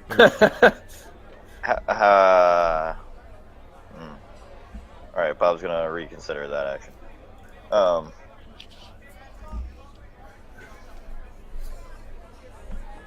Fuck. That's rude. Sorry, I forgot. I should have marked it better. Is there any way that I can knock her down? You can shoot her with a bow if you've got a bow, or if you have any. I don't know if you have any spells that pull people down, but I don't think you do. I don't think I do. Well then, no. Okay, fine. Yeah, I'll use my longbow. You can still smite. I can smite with a longbow? You can smite with any Sure. weapon you have in your hand. Alright, yeah, I'll smite with my longbow then. Sure. Alright. Mash your longbow button. Alright, so you have plus charisma to hit and plus your paladin level to damage. So what's your charisma? Let's double his paladin level. My charisma, like the score or the modifier? The modifier, sir. Modifier. 3. Alright, so you have plus 3 to hit, so that's a 25 and a 10. So the 25 is certainly a hit. And as Naz was saying, you add double your anti-paladin level on the first hit because it's an angel and you fucking hate angels. And it has DR, but you ignore it because you're smiting, so you deal 10 damage. Or 15 damage. No, you're level 6 paladin now. Anti-paladin. So 17 damage. Pow. Okay, now, while we're still here and hanging around, I'm gonna burn a hero point and do that again. Alright. Alright, down to 1 hero point left. Go ahead and smash that button again. Yeah, so that is a plus, so 14 is a miss. So the first one still hits though for, this time you only had your regular paladin level, so 6, so you did 8 damage to it. I thought smiting hung around. Oh, it's only for the first hit. Only the first hit First one you doubles, get yeah. double, yeah. Correct. So yeah, there you go, and you can move if you like. So she doesn't fall out of the sky because of that at all? She makes a fly check. It's pretty easy though. Yeah. Damn it! All right. I don't think I have to move. I don't know. Okay. So the left side guardians, that the paladin went down. The militia volunteers are emboldened because the Thrune loyalist also went down. So they are going to try to move forward and attack that other guy. They're both going to try to spear with the Guisarmes. That's a miss and a hit. So the one that hit for 10 does hit and knocks that guy unconscious. The militia volunteer number 5 is dead already. No, he's standing on a dead person. Oh, all right. Yeah. And that's all of the left. And then the halfling slingers go, and this one's still flanking at that guy. Flanking at number 3. That's a hit for 6. Boom. Oh, 7 because of point blank shot. Bam. This one is going to plink at number 1, and that's a miss. And this one is out of range of things, so it's going to have to plink at something else. It's going to... Yeah, it has a -2 on this. Bam. A 16 misses. This guy is going to plink at Loyalist 7. That's a miss. Even with point blank shot. And that's all the halfling slingers. Zara goes, and Zara is stunned, so all she does is lose her stun. Brexter goes, and Brexter is still deaf, but he did see you put your finger to his mouth, so he's not supposed to be shouting. And you told him to attack the devil. I don't think he can do anything else other than launch those fire. That's ineffective. So I'm going to have him delay for right now while I look up his abilities. But Nero, you can go. So Nero's summon goes off. Yeah, what is it? It's 1d4 plus 1 eagles. Oh, good. Alright, I have an eagle here. 5 eagles. Great. Yahtzee. Fantastic. Alright, I have 5 eagles. Where do you want your 5 eagles? He's gonna pop them all off on the guys in the trees, The halflings is... and he says, "Harry the ones in the trees." Okay. And then he moves toward Bob, I'll put 2 on that one. and he says Bob to be ready to have him on the ground. Alright, so this one's going to bite that one. That is a miss, hit, miss. So 3 damage with one of the talons. Then there's 2 on this guy. So that is a hit, miss, hit. So that is 1 and 3 is 4. And hit, miss. Plus 2 to hit and damage. Oh, fantastic. That's good.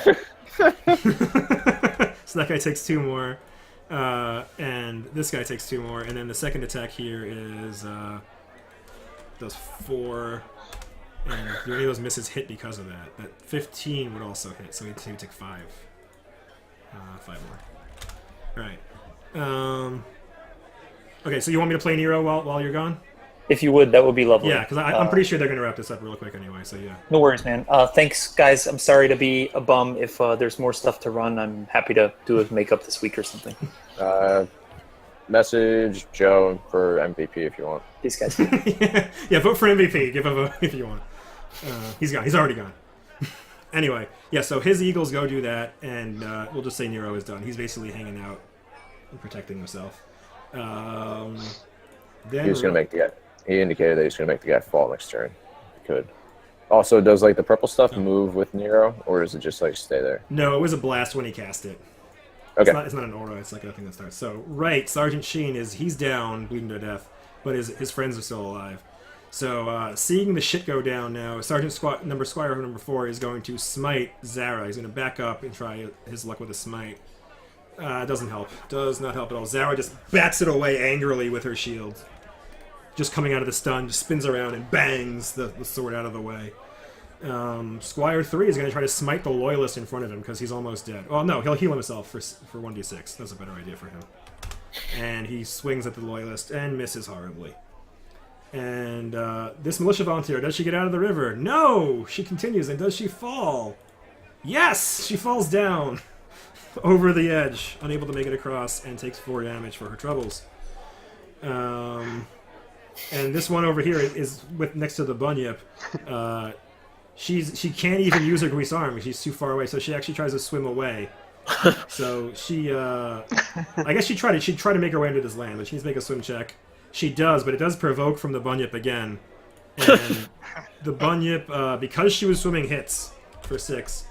But then once out of the water, she moves a little further away and she tries to stab at the bunyip, and she misses horribly. And that's all of the right people. And then the bunyip goes, and that one's close enough that it just kind of goes half on the shore and tries to pull it back in.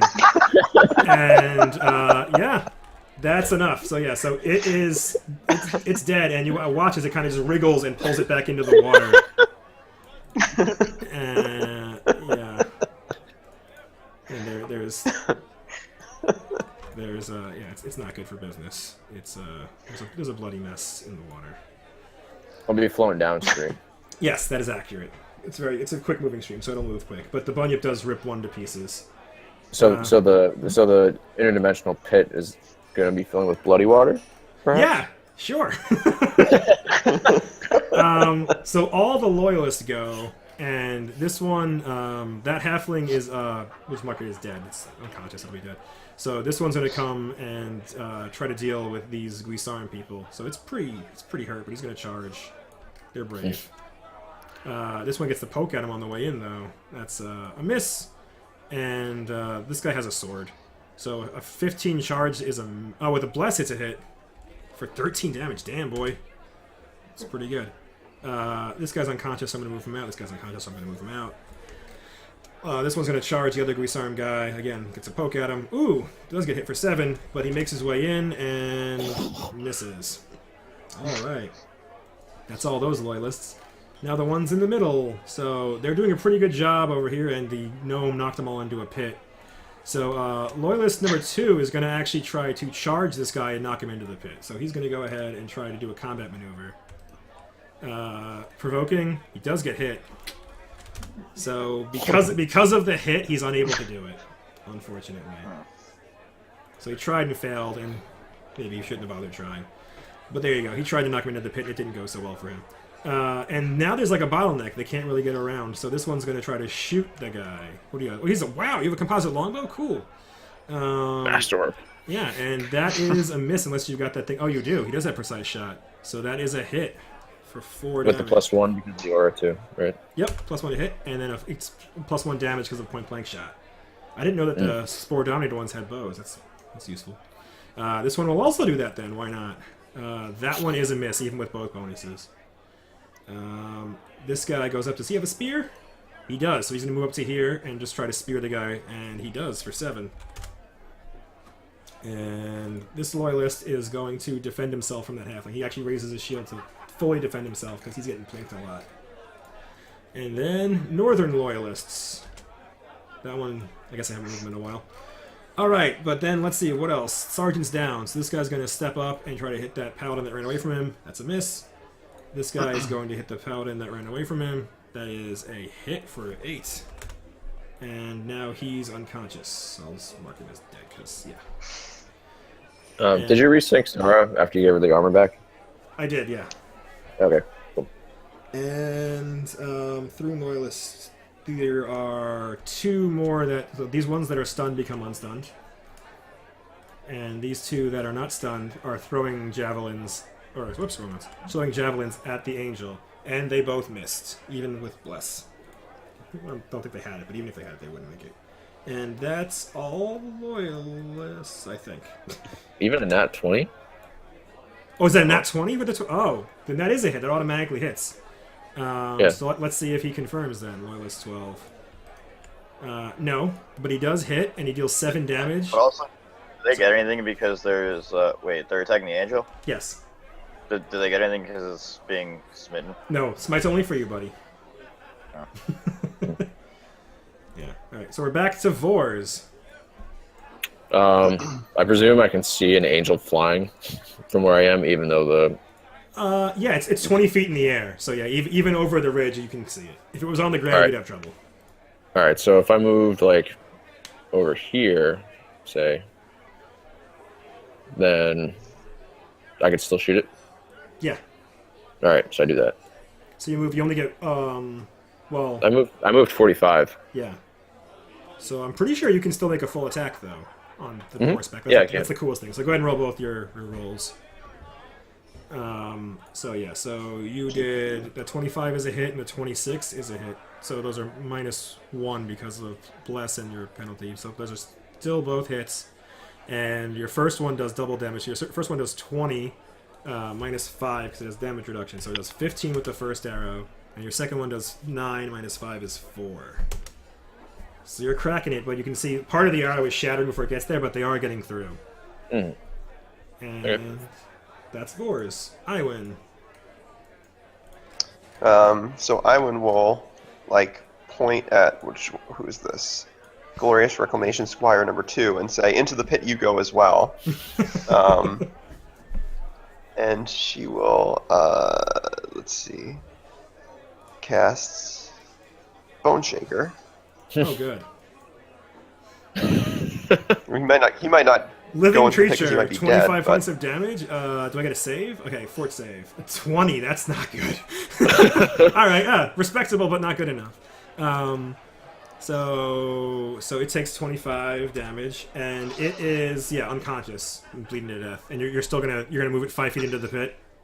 yeah. Because? Okay, and it takes 2d6 damage falling into the pit, so it takes another 5. It limply falls into the pit, and it is not dead, but it basically is. As the water is filling up above it, it's not going to survive that. Yeah. And obviously, given that damage, she'll have done it in a pretty gruesome fashion. So let's assume some of the bones poked through the skin, and now that the water in there is getting bloody. Okay. Yes, correct. And I realize that my center people have missed a turn, but that's fine. They're all dead anyway. So Cassiel goes and does not like being hit with arrows very much. So does she have a cure spell? She does have a cure spell. So she is going to cure herself. Or himself, I guess it's the guy. Yeah, so 2d8 plus 8. 20 damage. Wow.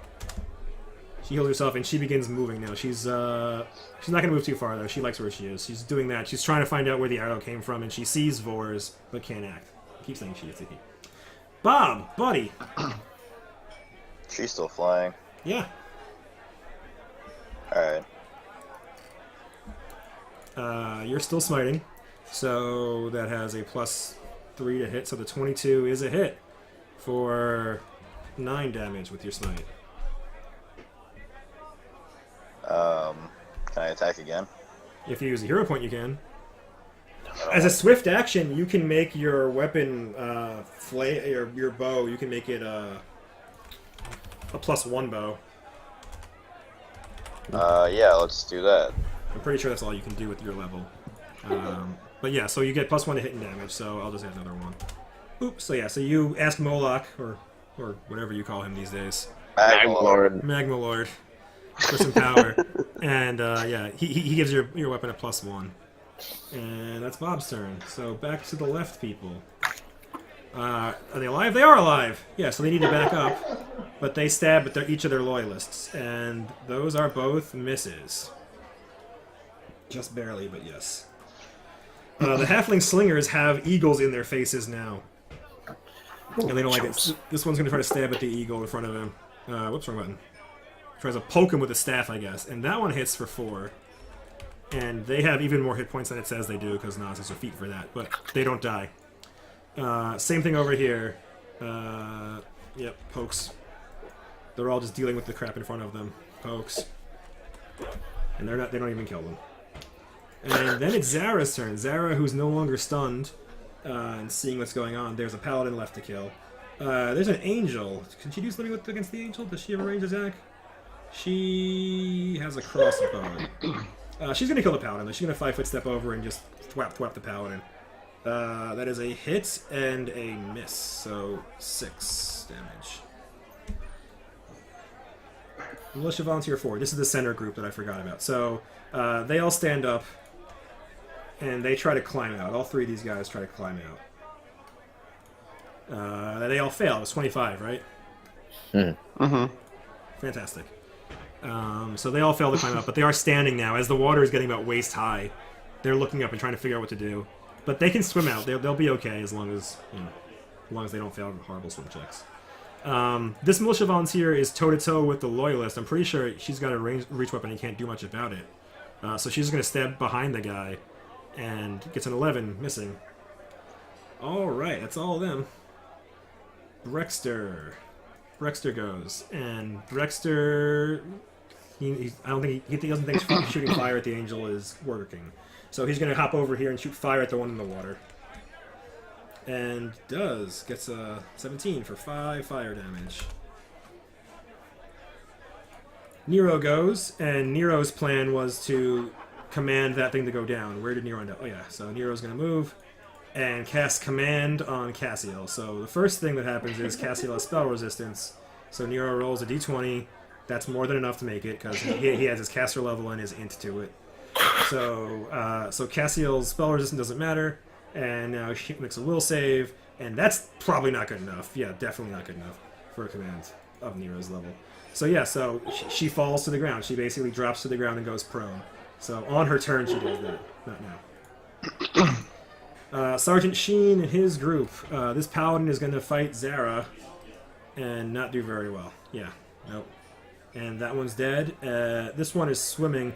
He's heard the screams of her friend down there getting eaten by a bunyip. So she tries to swim over to here, out of the water. And she does well enough, yeah. So she gets there and she moves far enough away. She's watching the thing chomp on her friend. She gets about that far, and that's all she does. Quick question. Did Linton implant any Ugathals? Or no? I was going to do that, and I forgot. And now pretty much everybody's dead. So no, we're going to go now. All right. Vors was getting concerned. Yeah. That's a valid point. I was going to have one of them turn, but you didn't need it. So, no. Yeah, you don't want to be killing any Ugathals. Anyway, yeah, so the bunyip goes, and it's just going to keep eating this guy, even though it's like he's still alive. Yeah, so you can tell. He automatically hits because it's dead, like it's unconscious, and yeah, it finishes him off. We'll just say he does a crit. So there you go. He does. So he just finishes eating that thing, and Thrune Loyalist 3 goes. So now the Loyalists all go. These two guys are gonna 5-foot step. They're gonna close the distance and try to hit the people they're trying to hit. So this one hits for 13. That's a good hit. And this one hits for 11. Another good hit. Yeah, so they're mopping the floor with this guy. This guy's basically dead.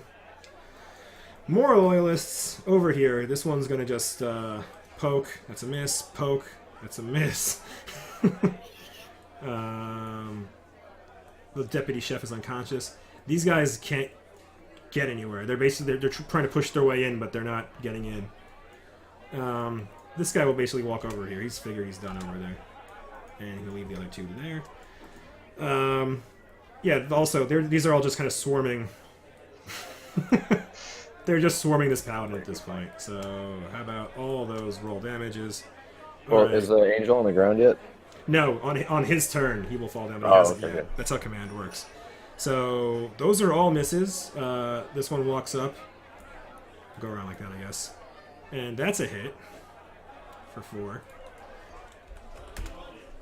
And they're going to leave room for Bob because they know Bob likes to do things, I guess. Or, nah, they're going to charge. Go for it. That's a hit for 3, Zara. And this guy gets to poke Zara too. Nope, that's a miss. And that's all of them.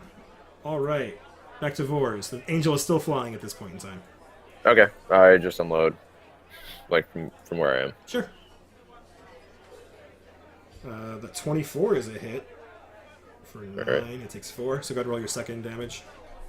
That 24 is a hit for 10, so you do 4 and 5 for 9 total damage. There's damage reduction. And all right. It's fly checking passes. You want to move? Yep. Okay. Iwan? So I move here. Sure. Well, oh, I'm using the measure tool. Cool. You're muted, by the way, Iwan. Yeah. Yeah, no. So I'm assuming that she would start to see some of these guys, like the water level rising enough that they're coming up. Yeah, it's not even halfway full yet, but yeah, like you can tell that the water level is rising in there. I've also found Okay, so music. I don't. I'm not the best GM in the world. It's and how tall would you say this tree is? This little one next to it? Mm-hmm. Like 10 feet. And how far down in the pit are they? Like, if basically, I want to know if I can get a fiery cone inside that hole if I'm like at the top of the tree. A fiery cone down there? So the pit's 30 feet wide. With burning hands. Yeah, so if you were in the tree and you were going down, you would only get it about halfway down the pit. Yeah, so they're not there yet, but they will be next turn. Fair enough. All right. Let's see. I guess I'll just blast this guy with some missiles. Sure. So, pew pew pew. All right, which one are you hitting? Sorry, Militia Volunteer, the OG. The guy in front. Yeah. Yeah. This. Okay. Oops. Hold on. My dog is hitting my hand right now. This guy. Yeah. Schnoodle. 11. Pow. Yep. Unconscious. You can move if you like. Cassiel the Angel goes. And, yeah, on her. She is mind control, basically, and she just drops to the ground. And, falls to the ground and goes prone. Bob, the Zoob. She's on the ground. She's on the ground, Alright. yeah, laying down.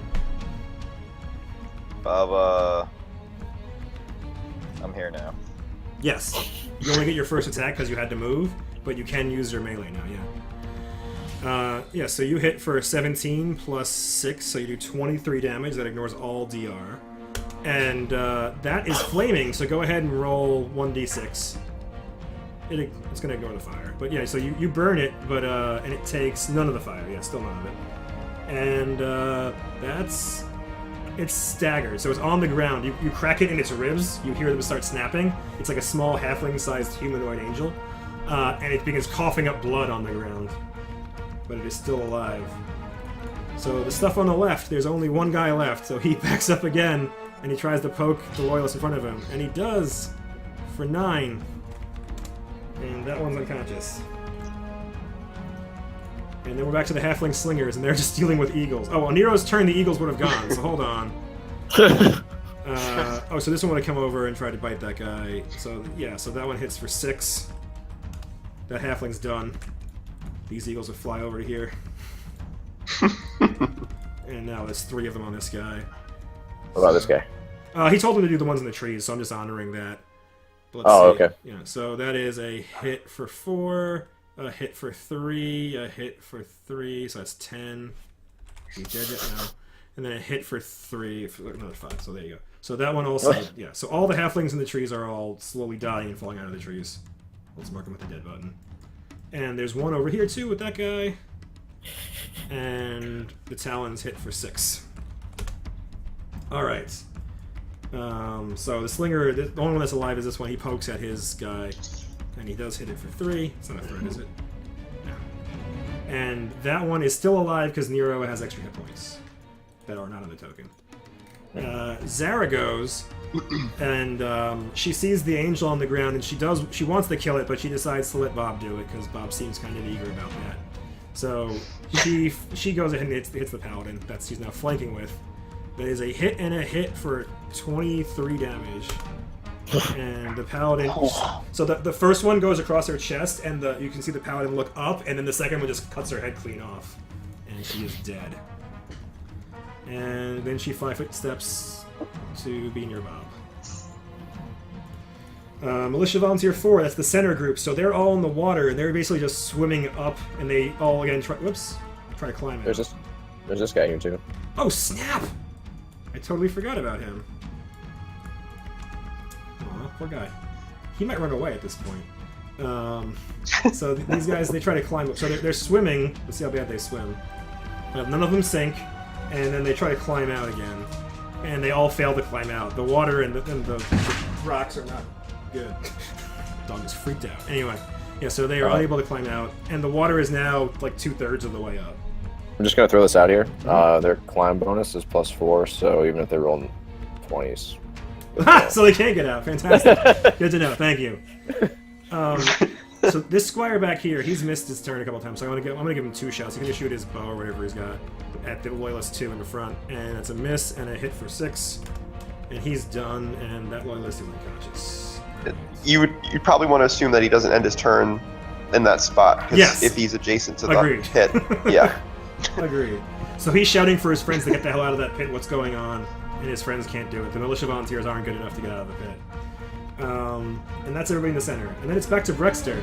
Brexter sees that person fleeing and tries to bolt him fire again. And does, for only 1 though. Nero goes, and he sees everything is well in hand. I'm going to tell that guy running away to fall down too. I'll do one of those. Yep, she fails, so on her turn she's going to fall down. So on the right, that's everybody is dead except for the one that's trying to run away, and the one that tries to run away falls down. Or no, he'll tell it to come to the water. That's what he'll do. He'll say come, so it'll walk towards the water. And then the bunyip will go and bite it. Because Nero is a clever boy. Yeah, so for 3, and it tries to grab him. Fails to grab him. But it did bite him. Thrune Loyalist over here. He's going to 5-foot step and try to fight this thing again. 23 is a threat. Not a confirmed crit, but just 12 damage, which is enough to make that guy fall down, go boom. And more loyalists. This one's get out of the way. That one's unconscious, so now they're basically just looking at people in the pit. This one's going to walk up to... they walk up to the edge, they risk falling in. So they're basically going to wait. They're looking to the gnome for advice, but they basically ready their weapons for when these guys get out of the pit, if and when they get out. Really quickly, can pits be dismissed? I assume Yes, so, right? It's a standard action to do so, I'm pretty sure, but yeah, or at least a move. Okay. But yes, you can dismiss them. It'll make a little bit of a difference as to which it is, so for my next turn. Yeah, I'll try to look it up. But as it's Okay. happening, more...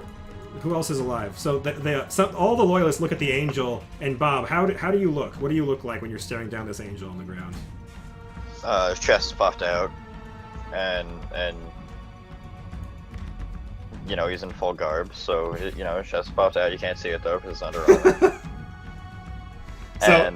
So the spore down loyalist 6 raises its sword and looks to you as if looking for approval. Like, do you want to do this, or is it like, can I do this? Before he like Bob puts his hand out, and before the guy hits him, he looks at the angel and says, "We're a people of laws," and then he says that you can do it. Okay, so the angel is coughing up blood, still on the ground with 0 hit points, and this one pretty much automatically hits because he's prone like that. But the angel's damage reduction absorbs all of it. So you watch as the guy lines up with his neck, and he goes like this, and it just slides off it as if the neck was made of metal. But then all of the other ones begin poking at it. And that one's a miss. That one's a miss too, even though he's prone. This is hilarious. Okay. There you go. That's a threat. That's a confirmed crit. So that does 16. He takes 11. Yeah, that'll do it. And it is bleeding to death on the ground. So then other ones go as if they're going to decapitate it. Do you try to stop them? No, I said my piece. We're a people of laws. Okay. So now that it's like you can't move, yeah. So that one hits for 3, and this one's gonna. This one's gonna walk up and do it. They can't coup de grace, they have to move, but they. That's another threat. That is a confirmed crit for 7. -5 is 2. Yeah. So there you go. And it is actually dead now. All right, I throw the body in the water. Okay. No, I don't want this body. I don't want this angel body. Just throw it in the water. All the loyalists are done. Who's left alive? There's the one guy over that's beaten by the bunyip. The people in the pit. That's it, yeah? Oh, and that guy. Yeah, okay. That seems accurate. Okay, so Vors. The angel used to watch it fly down under its own power, and now it's dead. It's unlucky for that guy that he's the one that's out of the pit right now. Obviously, like,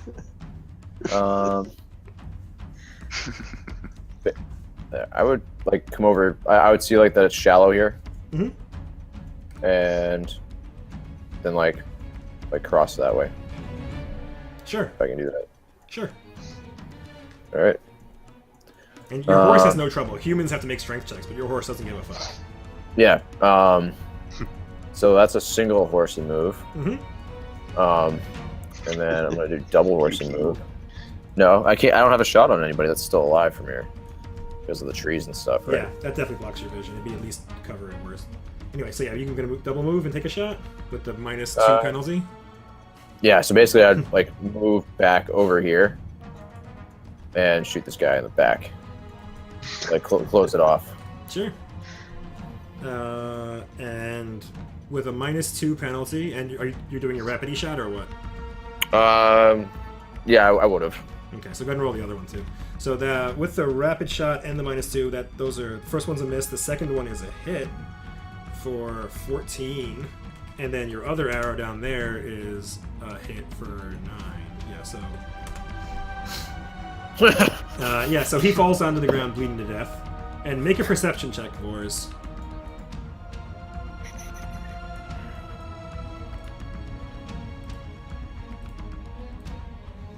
You don't see anything.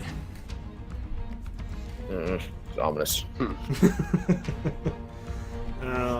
So yeah, Vors is done. We're back to Iwan. Okay. The water's high enough now. Have we decided? Yeah. Have we decided? Oh, it is high enough. It is now, yeah. And you want to know your could actions? you do it like? Yeah. If it's an action or a move. Dismissing a spell is a standard action that does not provoke, so it is standard. Okay. But if she was like close to the pit at ground level, they're high enough that she would be able to like get them with an Yes. area of effect spell. Correct. If it was Okay. 15 feet, like you said, I think, right? Yeah, good enough for me. So she'll start rubbing her hands together and move over here, and then basically engulf them all in some flames. So they're swimming and trying to climb out and just slipping and unable to move forward. And you just walk over and shoot a cone of flame down upon them. Reflex save. So the first one made it, the other two failed. So 7 and 4. Do they take any penalties because they're in water? I don't think so. I have to look that up, but I'm going to say no for right now because I don't know. All right. 16 points of fire damage. That's a lot. And the other one takes 8. So the one that took full damage, both of them are unconscious, so they begin sinking to the bottom. And the other one is still swimming, but barely. And we're back to Bob, the Zoob. Here I am. Yeah. So the angel's dead. I threw it in the ocean. Yeah. It's a big ocean. It's a big ocean. Potentially a lot of bunyip food with those bodies. Yeah, I know. Oh, well, that's why we're just leaving it in the water. Is the sergeant dead yet? Like, is Sergeant Sheen dead? Yes. I left him alive so his initiative would still work, but yes, he's on the ground bleeding to death, and he's been there for 3 turns. So he is still alive, but, unconscious. Alright, and these people are the closest to me. Yep. This one's also unconscious. Well, that one's straight up dead. There's one over there the bunyip is wrestling with currently. Wait, hold on. He's in range of my bow. I'll just shoot him with the bow. Sure. Can you shoot into combat though? No, he's got a -4 because he doesn't have that feat. If he doesn't care. That is a hit and a miss. So yeah, you hit for 5. You don't get your smite because you didn't smite this person. But yeah. So you can't move. You can take a 5-foot step if you want. On the left, everybody is dead. So I'll mark that as dead. The halfling slingers are, I'm pretty sure, all dead. Nope, there's one alive. Yeah, this guy. One alive, and he's gonna poke this eagle again, and that's a hit for 3. That one makes that one disappear. So one of the 5 eagles is dead. How many rounds did it last for? His caster level, so 6. They've been here for maybe 3. I haven't keep track, but it's only round 6 of combat. So Zara goes, and she's pretty confident, like again, that everything's fine. She does see that Bob shot at something though, so she drops her sword and pulls out her crossbow to try to take a shot at that person as well. That Nice. is a hit for 2 damage. Not a whole lot, but hey, take it. Militia Volunteer 4. That's oh god, I hit the remove everybody button. I'm the best GM of the year. So great. Militia Volunteer, the one that's swimming in there, can't get out. It's gonna try to get out. It fails. I'm not even gonna bother rolling. And now I lost literally everything. So What? I hit the remove all from initiative. Is there an undo button? That would be great. I don't see one. I'm the best. Oh. I'm the best gem of the year, everybody. It's literally the first option. Like, so if you click the button twice, like, it's right there to say remove all. So anyway, we're gonna wrap up. I'm pretty sure Militia Volunteer 3 goes before the Bunyip because that's he walked over last turn. So it's gonna try to run the frig away. It's gonna withdraw, yeah. So it is gonna get away from the Bunyip. Do I see that happening? Yes. All right. Oh, you're right. You're actually really far away now. Make a perception check. It's a valid point. I forgot you moved. Oh, That's far enough away that you probably don't see. Yeah, with the penalties from that being that far, you don't notice as this guy begins to run away. But everybody else does. I mean, I could still hit him. Yes, that's accurate. He only got that far. He's hobbling. And that halfling slinger went, so that's all gone. So I forgot. I don't have initiative anymore. So who's alive though? The halfling, that one person. Is that it? yeah, I think so. Okay. So This And guy, that guy, and that. yeah. Okay, him. Bob, take another shot at that volunteer 3 to see if you kill it before it runs away. You and Zara both get a shot. Those are misses. See if Zara can save your butt. Yep. Yup. For one, though. That's enough. So it falls down bleeding to death. Market is dead. There you go. And so, what are you gonna do about volunteer 6 in the hole? What am I gonna do?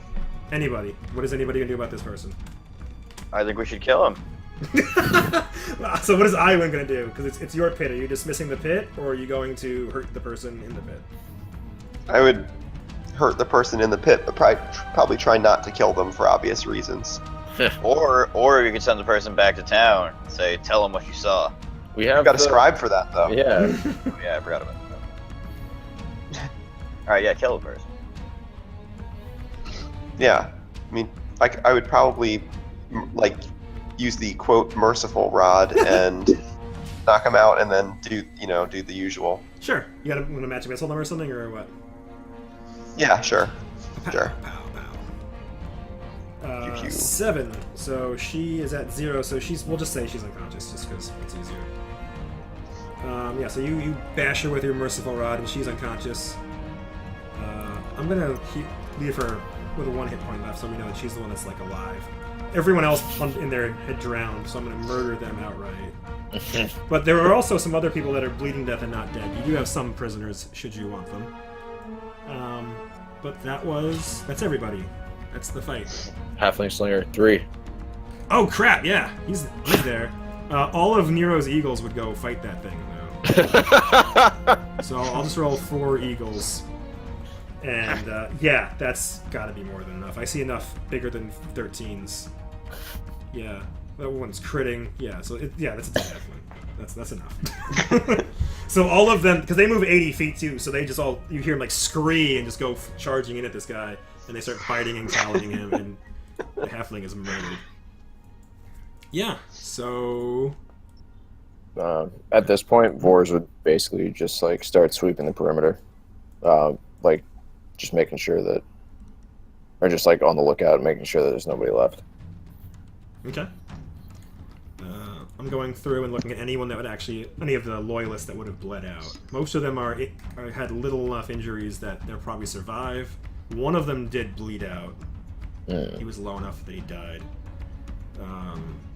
But not... Bob demands we have a proper burial for this man. Yeah. Can't find him now. Where we light him on fire in a hole or something. Yeah, these ones also survive. Map Explorer, Objects. Which one died? Thrune Loyalist 1 died. No! The Right. number 1 man. Quite literally, you're number one man. Where? I don't see him. I must be blind. Who's in my life? Who's in my life here?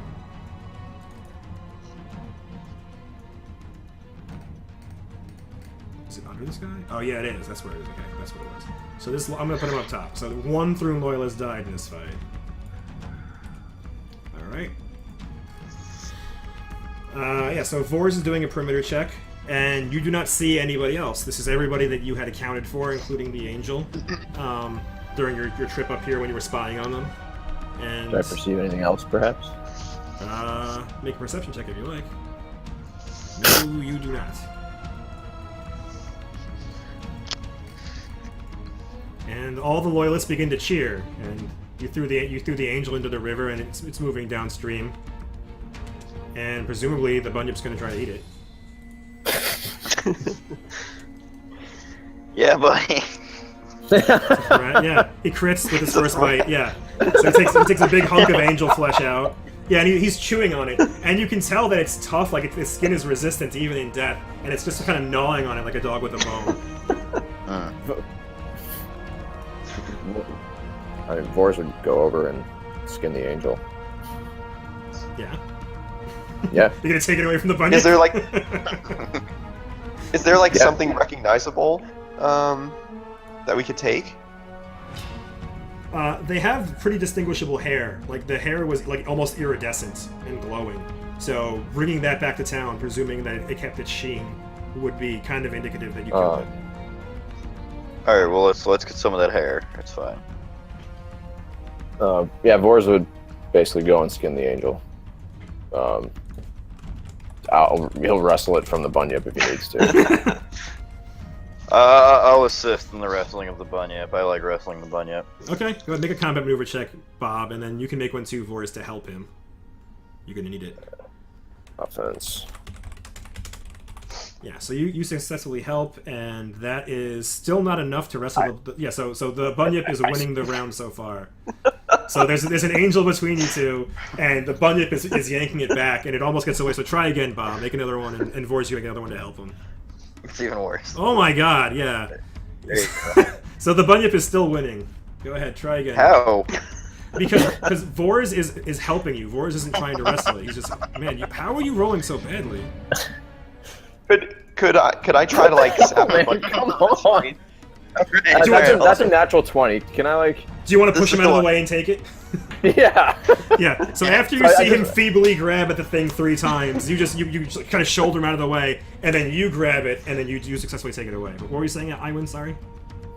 It's okay. I was gonna potentially try to sap the bunyip of some of its strength, but it seems like we're okay. Yeah. And to be clear, I would skin the angel's body and scalp it. So. Okay, got it. Instead of just like taking the hair. Understood. Yeah. More savage. We're evil people. That's true. So the sage, Anselm, he walks over and he's watching everything. He even documents the wrestling with the bunyip. But he's kept like very extensive notes. You see, the entire time he's been writing feverishly, and he was writing in shorthand and stuff like that. He says, "I'll elaborate on this later." But this was amazing. He seems very excited about this. I can't. He's not at all like appalled by what he saw. No, surprisingly, he doesn't seem appalled by any of this. He's like, I can't believe they came like this. Like, I can't believe, that was an angel. How did you defeated an angel so quickly? And seems surprised and he's not at all scared that Brexter is around. And Brexter is deaf for 3 minutes, but he'll eventually regain hearing.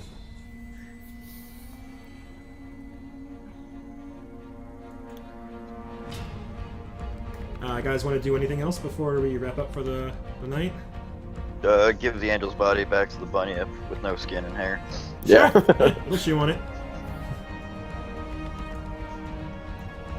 I mean, I pet the bun. I think I'd like to consult with Nero to make sure he doesn't want any of these survivors to remain alive for any reason. But if he doesn't, then I think there's going to be a lot of soul ripping. Nero would definitely want the survivors to be alive, I'm guessing. Probably. You can bring it up on the Google group, though. We can make sure that, because we don't have to wrap everything up right now, because we can just pick up at this camp either on the group or next session. Cool. And Vors would have an interest in having a couple of them too. Yeah, there are definitely a handful of living, like soldiers and What? also militia volunteers. Blood boys. Blood boys. Hooray! That one, amazingly, you guys are much more monsters than I thought you were. I always underestimate your fighting abilities. The problem is if it goes the other way, if I overestimate them, then you get like slaughtered, and that's not fun either. But jeez, especially Vors with the horseman, I'm telling you. Yeah, well, like in the first 2 rounds, 2 of the sergeants were just like straight dead. It's true. So then we were just dealing with most of the. I mean, the angel was a little bit of a problem, but besides that, everybody else was just kind of puny. The 6th Sword Knight also went down pretty quick. He had to wait, like he and 2 other people had to waste their turns healing him back up, and then he was still dead the next round anyway. It bought him like They all got no bombed. time. Yeah. All right, so I did like 42 damage to him. you did. Well, I think you Yeah. crit, right? So that's the way it goes. Yeah. But yeah, so MVP votes and morals. Who's got what? Nominations?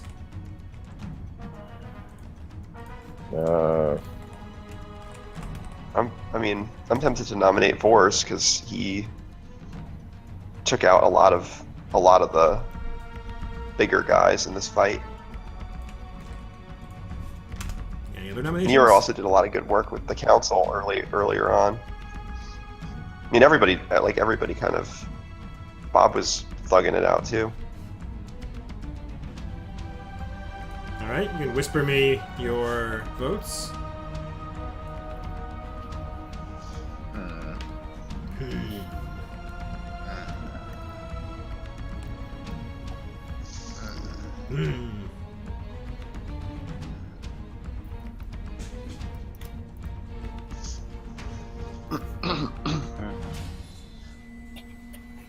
I'm also asking Nas, he's texting, so I assume he'll respond. Where did he have to go at 10 p.m.? He said he had a birthday party or something. I don't know why it's so late. What? I don't know, man. Yeah. I don't know how they do things in Buffalo. It's crazy. If he responds in the next like minute and a half, I'll count it. But yeah, so for the morals, I have one of them says, "I'll make sure each of your people get their own blood boy. Let's get it on or whatever. Corporations of people. Are they followers of Iomedae?" And that's it. Corporations are people. Oh, I didn't see that. I see corporation of people. I didn't see a moral tag next to it. Oh, I didn't tag it with Oh, moral. and also corporations are people. Any votes? The whole battle had fucking city council music. Yeah. I noticed that like right before the second to last round. There's like city council chatter in the back, and I had like this forest music pick out and everything. It's just garbage. It's gone. It's fucked. I would make that the moral. Yeah. Sure. Yeah. No, it's Muzak. Yeah, it does say Yeah. music. Oh, yeah. All right, now you got like another 30 seconds, buddy. Let's see if you get in. Whoops. What? All over the place. We didn't even have to use Plotty or Houndy. Yeah. I was hoping Houndy would get some play. Yeah, well, if Opium were there, I think it would have been a different story, but it wasn't really the time. Fair enough. And the MVP is Vors. Ooh. Take your Thank point. you. Take it. All right. I'm gonna stop the recording. Anything else before I turn it off? Vors like hops off Scarta and like takes off the fancy armor and puts his regular stuff back on. So I'm 0. getting pretty hungry, Joseph. Yeah, we're gonna go eat.